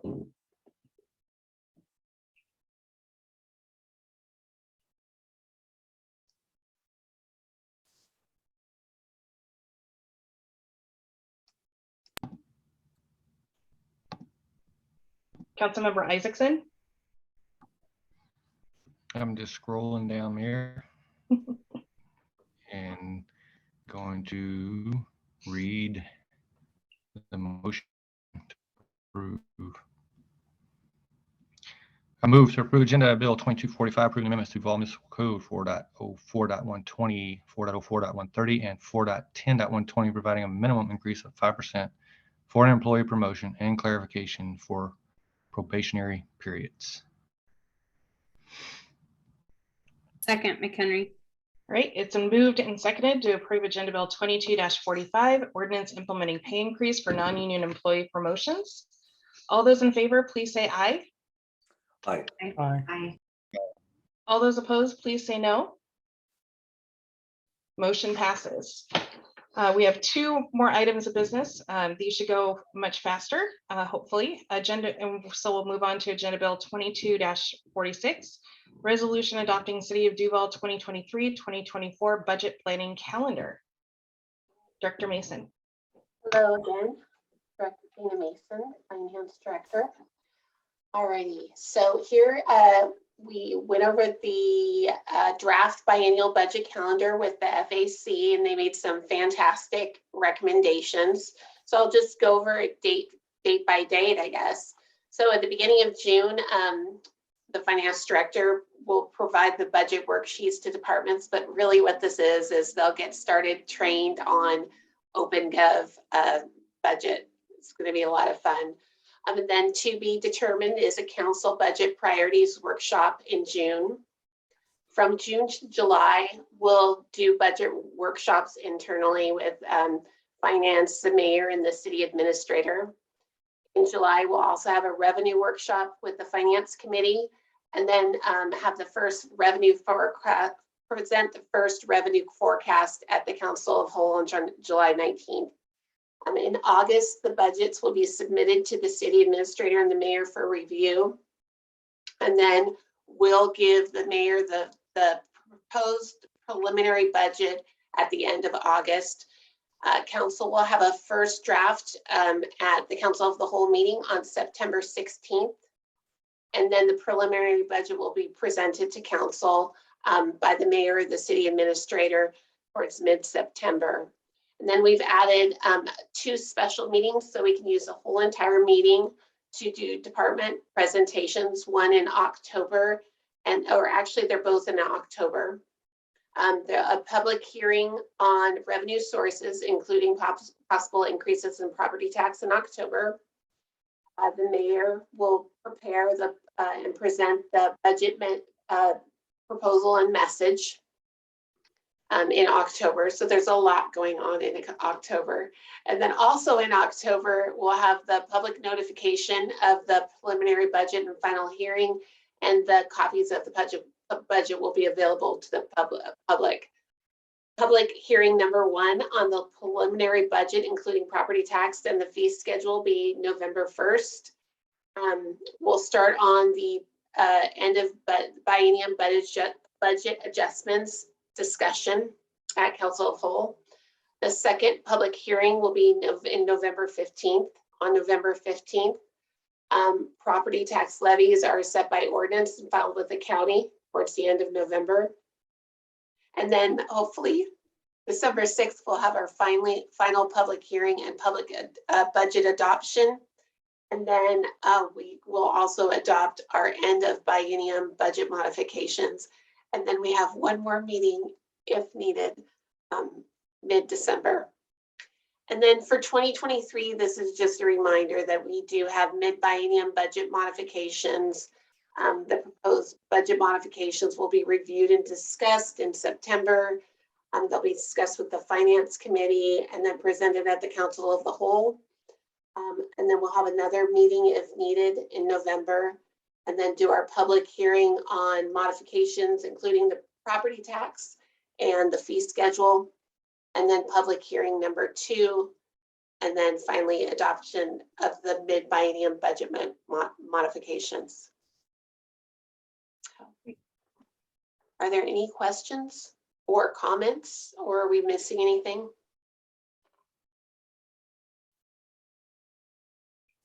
Not seeing anything. Would someone like to make a formal motion to approve? I move to suspend the council rules requiring 3 touches and to approve Agenda Bill 22-46, the resolution adopting the City of Duvall's 2023-2024 biennial budget planning calendar. Second. All right, it's been moved and seconded to approve Agenda Bill 22-46, resolution adopting City of Duvall 2023-2024 budget planning calendar. All those in favor, please say aye. Aye. Aye. All those opposed, please say no. Motion passes. Now on to our final item of business tonight, Agenda Bill 22-47, review of the annual overlay program for discussion. Director Liniszewski. Thank you, Mayor and Council. Steve Liniszewski, Public Works. And I will provide a quick update. You have a packet with a staff report. This is what we're considering our introduction and our first touch. We are going to bid for the overlay work that we have this year. Share my screen. We do have the Transportation Benefit District, which dedicates the funding to the program. With that said, this year's projects are to provide a full overlay on Brewer Road, which is Transportation Benefit District Project number 4. It goes from approximately 3rd place up to and through the curve on 275th, just short of the intersection improvements with the Complete Streets project from 2 summers ago. We're not fully overlaying TBD, Transportation Benefit District Project number 2, as that is Main Street all the way to 3rd. We're going to do a fairly significant portion. Obviously, you are all aware where the really, really bad spots are, which are just downhill from the Tuscan Hill subdivision on 145th. Partly too, we're omitting the upper reach as we are in preliminary design for 3rd Avenue. At some point, we may have a storm drain discharge pipe down the current shoulder and may consider turning that into curb gutter and sidewalk as well, and then retrofitting the pond below Comagie's and the Miller Loop. So there's an existing storm detention facility there. So we're taking care of the worst part of it. Ben's estimate is about $75,000, and we'll be doing as much of that preparation and repairs as we can. We have a surveyor coming out in the next couple weeks to verify the width of the narrow section and make sure the fence that they have is in the right spot and any improvements we do are in the right of way. And then there's a poor bit of asphalt in 3rd Avenue, just uphill or south of the intersection with the back entrance to Cherry Valley Elementary. There's some bad asphalt between Anderson and 163rd Street. So that's a smaller repair, but nonetheless a significant improvement to the road section there as it is degrading quickly in that vicinity. You can see just by the pictures here, this is the really bad section on 145th we're talking about. We'll be going from the good amount of asphalt down to the new project and the recent River Ridge project, repairing that and providing that subgrade repair as well as the overlay. 3rd Avenue, you can kind of see that bad section of asphalt. And then Brewer Road is due. It's at the end of its service life. This is a very good time to improve that road. It's about, not quite 20, but about 17 years old. And the cracks you can see through the crack seal process, it's the right time to do it. It hasn't degraded fully. The asphalt gives up, which is why it does develop cracks, rather than what we call these little chiclets, these little tiny pieces. The subgrade is needing repair on this type of roadway. So this is the sweet spot where you maximize your financial benefit by providing overlays instead of going into a much more costly subgrade repair section. The staff report and the memo in the packet talk a little more in detail and give you some examples and the direct project, some images and some details. But the TBD does collect the 0.2% sales tax. The balance in January was $498,000. We are receiving about $30,000 a month. Design was done and conducted fully in-house by our new engineer, Mr. Ressler, and his estimate for the total project is about $410,000. And the budget for Brood itself is in the budget and was planned and programmed at about $300,000, but we did also expect to win some transportation improvement benefit district grants, which we did not. So we talked about it committee last week. The advertisement is out. It does close on the 31st, and we expect to come back to council hopefully with a recommendation of an apparent low bidder and with someone we can qualify by the time of the first meeting. So in June. There you go. That's your project timeline. No action is needed, just informational, and I wanted to just bring that, share with you folks. Anyone have any questions for Director Liniszewski? And yes, we could expect oil prices to increase. So the sooner we do capture this improvement, the better. Yes. All right. All I have. Not seeing any questions. So with that, unless there are objections, we're adjourned at 9:13 p.m. And keep fingers crossed that that our staff will become healthy and that we can meet in person again in 2 weeks. But if all the notifications from school just this week alone are any indication, we might be needing to do this for a little while longer again. So keep your eye out. I know that we'd all rather be in person, but we've got to make sure people stay safe and healthy too. So with that, I hope you all have a wonderful evening and thank you for the good work tonight. Thank you. Good night, Thank you. everybody. Bye, everyone.